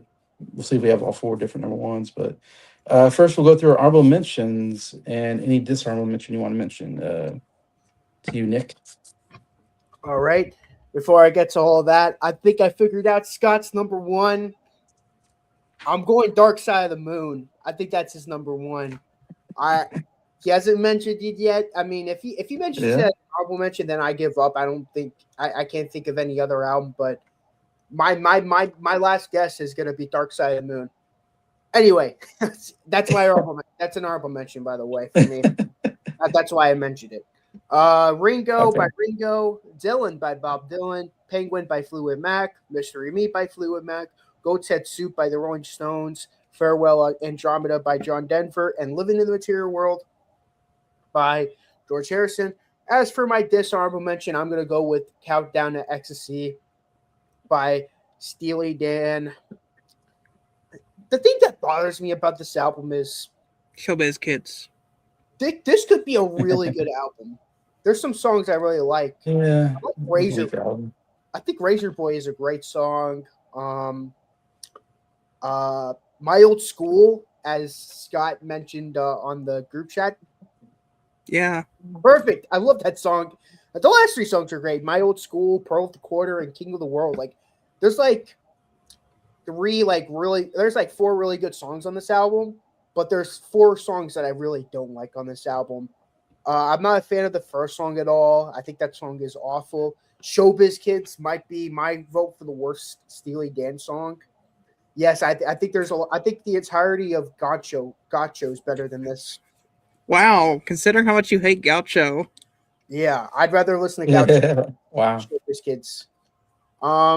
Boston Rag I didn't care for, and Your Gold Teeth was kind of lousy too. So yeah, I mean, 73 wasn't real. There's like no albums that I really hate for this year. I think this is like a 6 out of 10 album. So even my dishonorable mention, there really isn't really anything bad. But again, going back to what my guess for Scott's favorite album of 73 is, it's Dark Side of the Moon. That's my guess. Making guesses. Can we put money on it? Money. It's a hit. All right, Bryer, of your 80 whatever albums, how many honorable mentions are you going to talk Too many.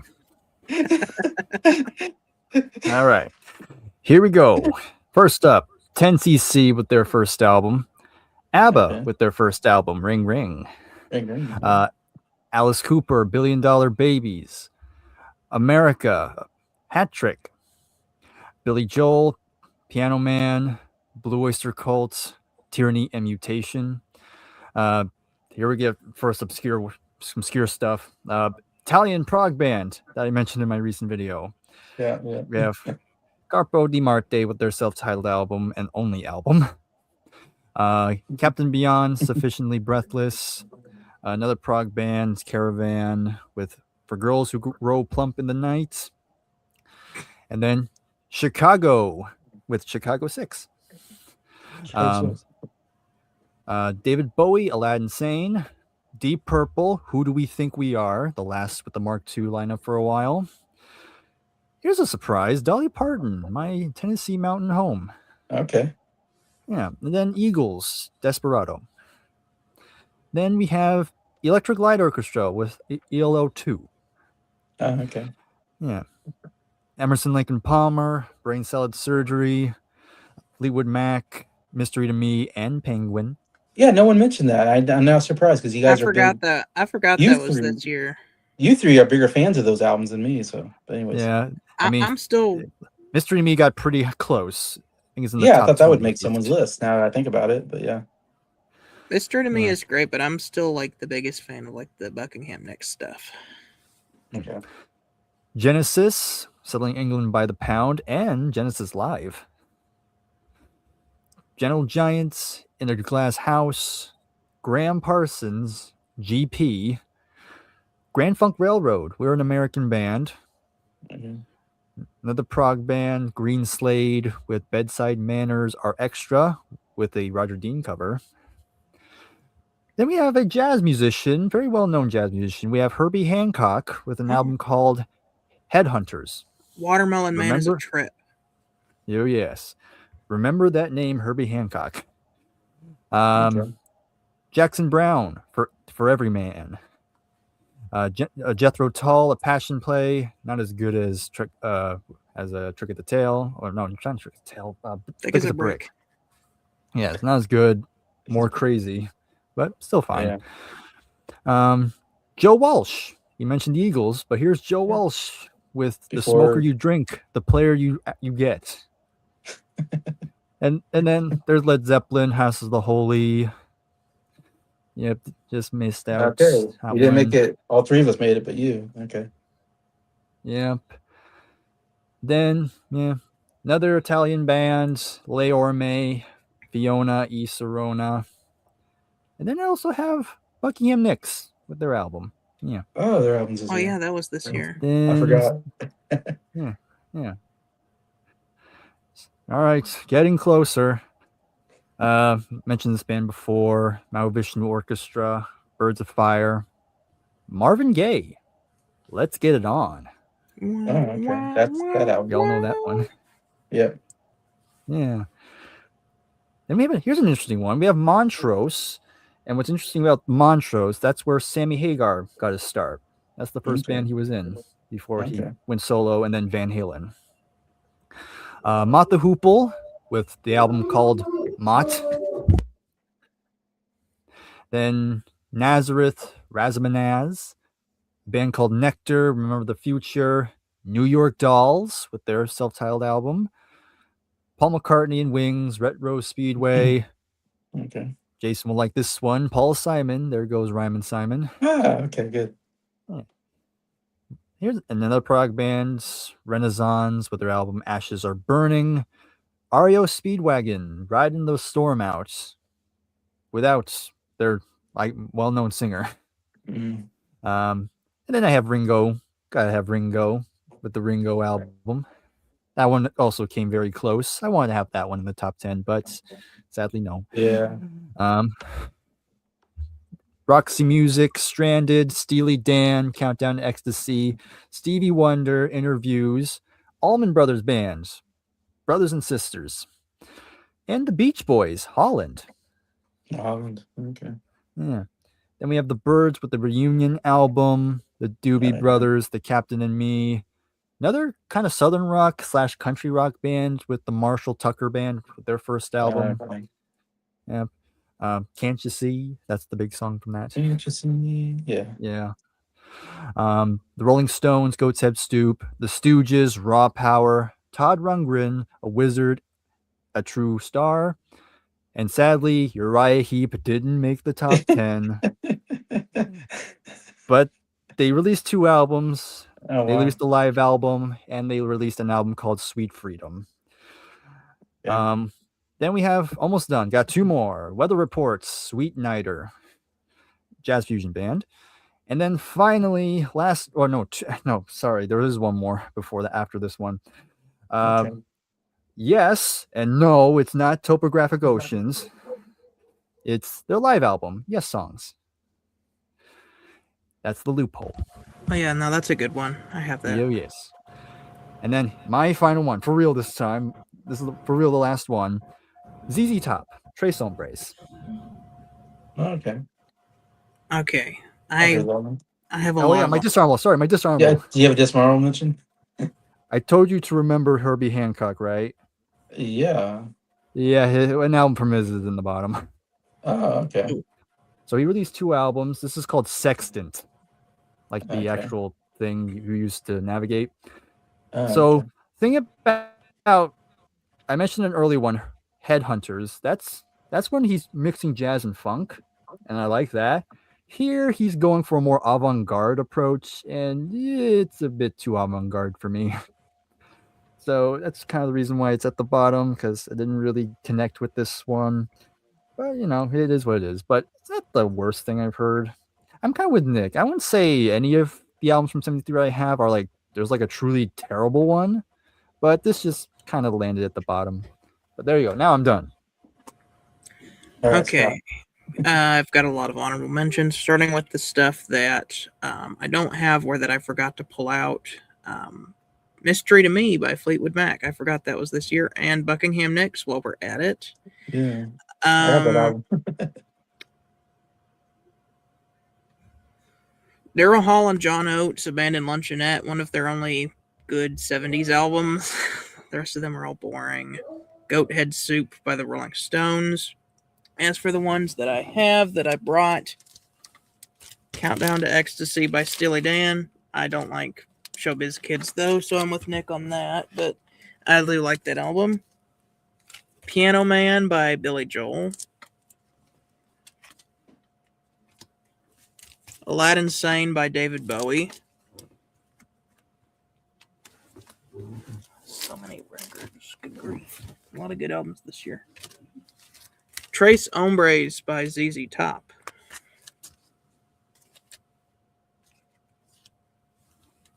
Selling England by the Pound by Genesis.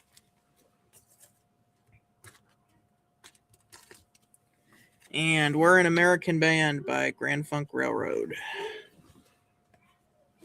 And that is my number one, so I can't show that yet. Yeah, I don't really have any dishonorable mentions. I can't think of anything that I do not like from this year. I know what All you're right. going to say, Scott. I know it is. All right. Um, for me, I got some couple of mentions. The one album I really wanted to get in my top 10, but it was between Ringo and Ring Ring by ABBA. I really like Ring Ring by ABBA.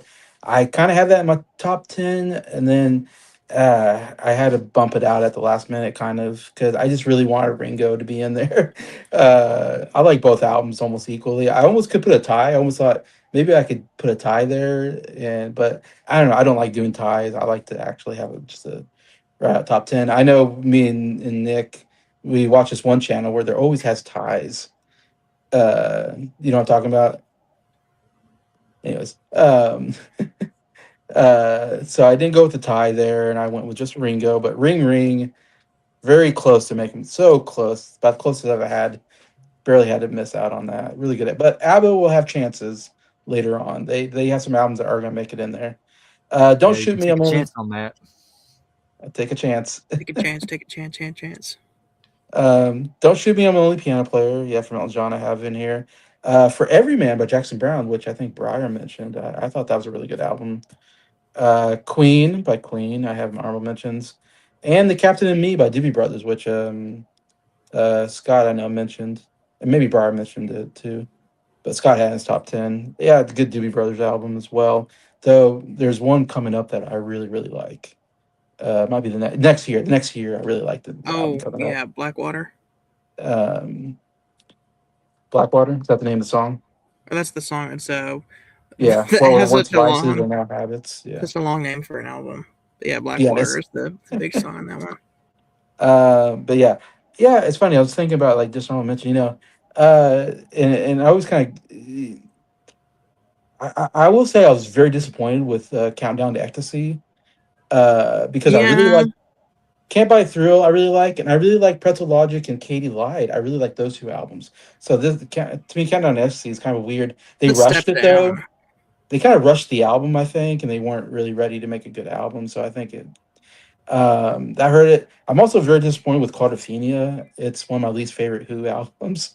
So if I'm not gonna say they're the worst albums. I'll say they're most disappointing albums for me for this year. I guess is how I'm gonna say it. All right, Nick, number one album. My number one, and I want to be more elaborate on this, but I know I'm going to be reviewing this on my channel at some point, so I'm going to be very brief on this album, and that's going to be Quadrophenia. Yeah. That's the Who. They are 1973 champions. So the two, so you can kind of say they're back to back because they They didn't release 81 an and album 73. last they year. really release an album in 72. So you Sure. could say, you know, the 2 years they did release, they won it, but technically Stevie Wonder won in between. So it's a mix up. But yeah, Quadrophenia, epic double album. But I want to leave my in-depth thoughts on my channel when I review this album, and this video is almost 2 hours long, so Yeah, I'm that's just good. gonna leave it at that. Okay, so Briar. All right, so here we There's go. one. There's one big album. I'm curious if it's gonna be it. We'll see. All right, we'll see. We'll see. All right, so revealing the number one favorite album of 1973. Again, what could possibly beat out Queen for me? But I have to go with my gut and like, hey, wait a minute. Hold on a sec. What's going on? Wait, it's something gone dark all of a sudden. Oh my god! The I think it eclipse. was. Yeah, I think I'm experiencing a lunar eclipse Oh, no. right now. So, In California. wait. Yeah, and I've never seen an eclipse before, so this is awesome, actually. But wait, no, never mind. Oh, it must be a very fast eclipse. But I think the thing that's been eclipsing me the entire time. Yep. Yeah, that's the big one. It's the big one. Yeah, I'm not going to be big shock here. Yeah, number one, I was like- Dark Side of the Moon. You haven't mentioned Houses of Holy, and you haven't mentioned Dark Side of the Moon. So I'm like, one of those two have to be number one. So. Yeah. And then once I said House of the Holy, Yeah. you mentioned. What's it? Houses of the Holy? I Okay. had a feeling it was gonna be. I knew it was either gonna be Dark Side of the Moon or like some obscure like 1973 album that no one has ever heard about. Some Uriah all Heep my album. number ones have been up here with Number my- one is going to be Prago Italiano. Good. Maybe. Anyway, so yeah, number one. I mean, I'm not going to go too in depth because it's one of those albums that it's many people have talked in great lengths about. But yeah, it's one of the big selling albums, one of the most important albums, of course, in not just rock but just music in general. Okay. It's just definitely one of those where, yeah, if you own a record collection, then Yeah. you gotta own it. You gotta buy it. One of the most iconic album covers. It's simplistic Yeah. but so effective, and the music inside it's absolutely worth. I think it's worth the hype to me. But again, it's just a brilliant concept album. I think it's the first time Pink Floyd is in my top 10. But this is kind of Yeah. when they're Have we talked they're gonna much about Pink Floyd? I think Nick probably. I think I had Nick? Metal in my 1971 top Okay. 10. Okay. There are probably honorable mentions for That was about me it. a Okay. couple times. But Yeah. yeah, this is kind of where they're gonna have a very long, very creative run. and Mhm. this is definitely one big one to start that off. But yeah, Yeah. number one, it's got to be Dark Side of the Moon, with also one of the most iconic bass lines with Money. Oh yeah. Boom, boom, ba-dum, boom, Boom, boom, boom, boom, boom, boom, boom. boom. Yeah. Money. All right, Scott. So there's a big album that's not on your list so far. We'll see. Yes, and which album have I not listed yet that that I have? Well, there is a particular album by a particular Beatle that I am shocked. The Ringo self-titled album. I had it in my collection for such a long time, and I hadn't listened to it. I finally sat down and gave it a listen. Yeah. You're not gonna believe this, but this is a tangent because my number one is Dark Side of the Moon. I knew it. I knew it. You knew I it. knew it. You I knew it. knew it. I was like, he didn't mention it at all. I'm like, I knew it. I knew that was gonna be your favorite album of the year. Yeah. It's a big one. You haven't mentioned yet. No, I had to pick this just because of the importance that this album has to music. It's also my personal number one album here. Listening to all those albums once again, this was the one I had the most enjoyment listening to. This is it's not so much a collection of songs rather than it is an auditory experience is the best way to explain it. Um, it's a very strong artistic statement as well. Every song on this album has something to do with the human experience. Like the beginning is like a heartbeat, and then you get little echoes of what you're going to hear later throughout the album, and you get Breathe in the Air, which kind of represents, the beginning of life. You get On the Run, which is this really trippy instrumental with this crazy synthesizer that kind of symbolizes the paranoia of travel, specifically traveling through the airport. And then you get like the sound of a crashing plane at the end, and that goes straight into the clocks on time, which talks about kind of losing track of time, feeling like you're young and on top of the world, and then before you know it, you're old and you're like, where did the time go? And it feels like you don't have your life together, and it's like, but nobody told me when to run. I missed the starting gun or whatever. Very, Yeah. very powerful line there. And then it says like another day older, another day closer to death, and that brings you into Great Gig in the Sky, which Jason said just sounds like just a lady singing a bunch of high notes. That it symbolizes that like death is something that everyone is going to have to go through at some point, and kind of symbolizes like how someone would feel about that. That's kind of like the inside feelings that like it's like all this the not like screaming, but like I guess kind of it is screaming, like starting out like that, but then it calms down near the end, which is basically kind of like accepting that fact. B-side Money, that's the big single on this album. Awesome bass line. Boom, boom, ba-dum, boom, boom, boom, boom. And I love how the cash registers and the money bags and the Yeah. sound effects that make that song. Us and Them is awesome, like the saxophone solo on that, and then that goes right into the Any Color You Like, which is a instrumental song where Richard Wright gets to show off his synthesizer skills, and then that goes into Eclipse, which is awesome as well. The lunatic is on the grass. That's kind of talking about mental health and specifically about Syd Barrett, the original lead singer of Pink Floyd. There's a line there that directly references him, which says, when the band you're in is playing different tunes. So it's a reference to that when they got on stage and they started playing, and he started playing a completely different song because of how mentally gone he was. And then that goes into Eclipse, which goes back to the heartbeat, and you get the famous closing line, there is no dark side of the moon. Really? As a matter of fact, it's all dark. And that goes back into the heartbeat, and it just kind of fades out, bringing the album full circle. But Yeah. yeah, I had to pick that as number one. I thought you might. I thought you two were both big fans of that album. It could possibly be number one. Uh, yeah, and it's a good number one. I mean, I can't argue with it. I'm sorry I don't have it higher on my list. It's a um, personal list. yeah, because For I me, sorry to interrupt you, Jason, but you know what? You know what made me think of Dark Side of the Moon when Jason mentioned it at number 5. I'm like, because the entire time when you're like, I'm gonna keep it a secret, I'm not letting anyone know what my number one's gonna be, and I'm like, what the heck is this number one gonna be? And then when Jason said number five, Dark Side Moon, I'm like, oh yeah, that one. That's like the big I know album it's like the big here. album no one's mentioned yet, and I'm like, it must be high on your guys' list because I I knew no it one's wasn't gonna mentioned make it. my list, but Too high. yeah, when it made Jason's list, I'm like, oh, that makes sense. But mine's obviously Band on the Run. We all know this is like one of my favorite albums of all time. I've talked about it so many times. It's my fourth favorite album of all time, in fact. My top three are Beatle albums, and my fourth is a Paul McCartney album. I just love Paul McCartney so much.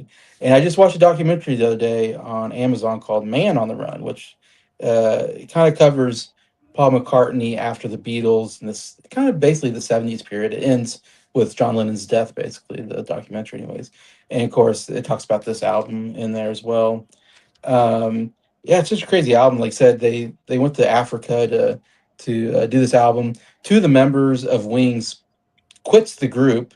They don't have a drummer and a lead guitar player. It's just Paul McCartney, Lynn McCartney, and Denny Lane doing all the parts. And yet, it's the greatest album I think that they ever done with those three. And as you mentioned, yeah, they got robbed by knife point. All their demos got stolen, so they almost died. I mean, Linda and Paul could have gotten stabbed to death, but they lived. Luckily, finished this album, absolute masterpiece of Paul McCartney's career. Um, as you mentioned, and all four of us had it on. I'm so glad that you guys like this album too. So all four of us had it on their list. So um, just great catchy numbers. I mean, you start with "Band on the Run," one of the greatest songs that he's ever done. And as mentioned, I love the three parts from the beginning to the third part, where you get the main part of the song. It's so good, and it's such a great way to start the album. Then Jet, I love Jet. That's probably my second favorite song on the album. So having the two best songs back to back is so amazing. And yeah, Jet. I always think of Nick. Yeah, Jet. That should be the Jets like theme song. Jet or that or Benny and the Jets. Though two great songs about jets. I mean, what can you say? Big year for Jets. But yeah, it's a great song. Bluebird. Oh my gosh, a great yeah acoustic song. Not as good as Blackbird, but man, it's kind of in that level. Like I love the acoustic guitar playing there, and the harmonies of the Bluebird, Bluebird, I'm a bluebird, really underrated song.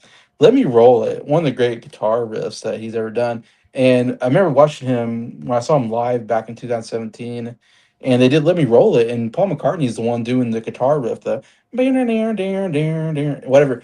I'm like, geez Louise, what can Paul McCartney not do? I mean, he's out there playing bass on some songs. He plays acoustic guitar, he plays piano, and then he's doing the lead. He can do lead guitar too. It's like he does every single instrument so good, and that has such a great riff to it. Let Me Roll, it's a great song. Yeah, and I can mention every song. I'm just mentioning some of my top ones. I like every song on the album. Mamunia is so darn catchy. I can't get that song out of my head as soon as I hear it. The Mamunia, Mamunia. Oh my gosh, so good. No Words, love that song too. And then 1985 is such an amazing closer. The dun dun dun dun dun. Dun. I love that piano, and then this cool like upbeat song, and then they stop all of a sudden and do this harmonies, amazing harmonies part. The ooh whatever, and then back to bum bum bum bum bum. Oh, I love that how it goes back and forth, and I love that it ends with a Band on the Run kind of at the end of that song. Very end of the album, we go back to Band on the Run for like a really for a short period, but yeah, it's just the perfect album for me. It's just I love every song on it. I love Paul McCartney, so it's just his masterpiece, his best work for me. So it's a easy number one. I mean, this was so far the number one, and I love the other albums, but like this album, oh my gosh, it's just one of my all-time favorites. So, uh, and I said Dark Side of the Moon, yeah, that's a very good number one. That's a very uh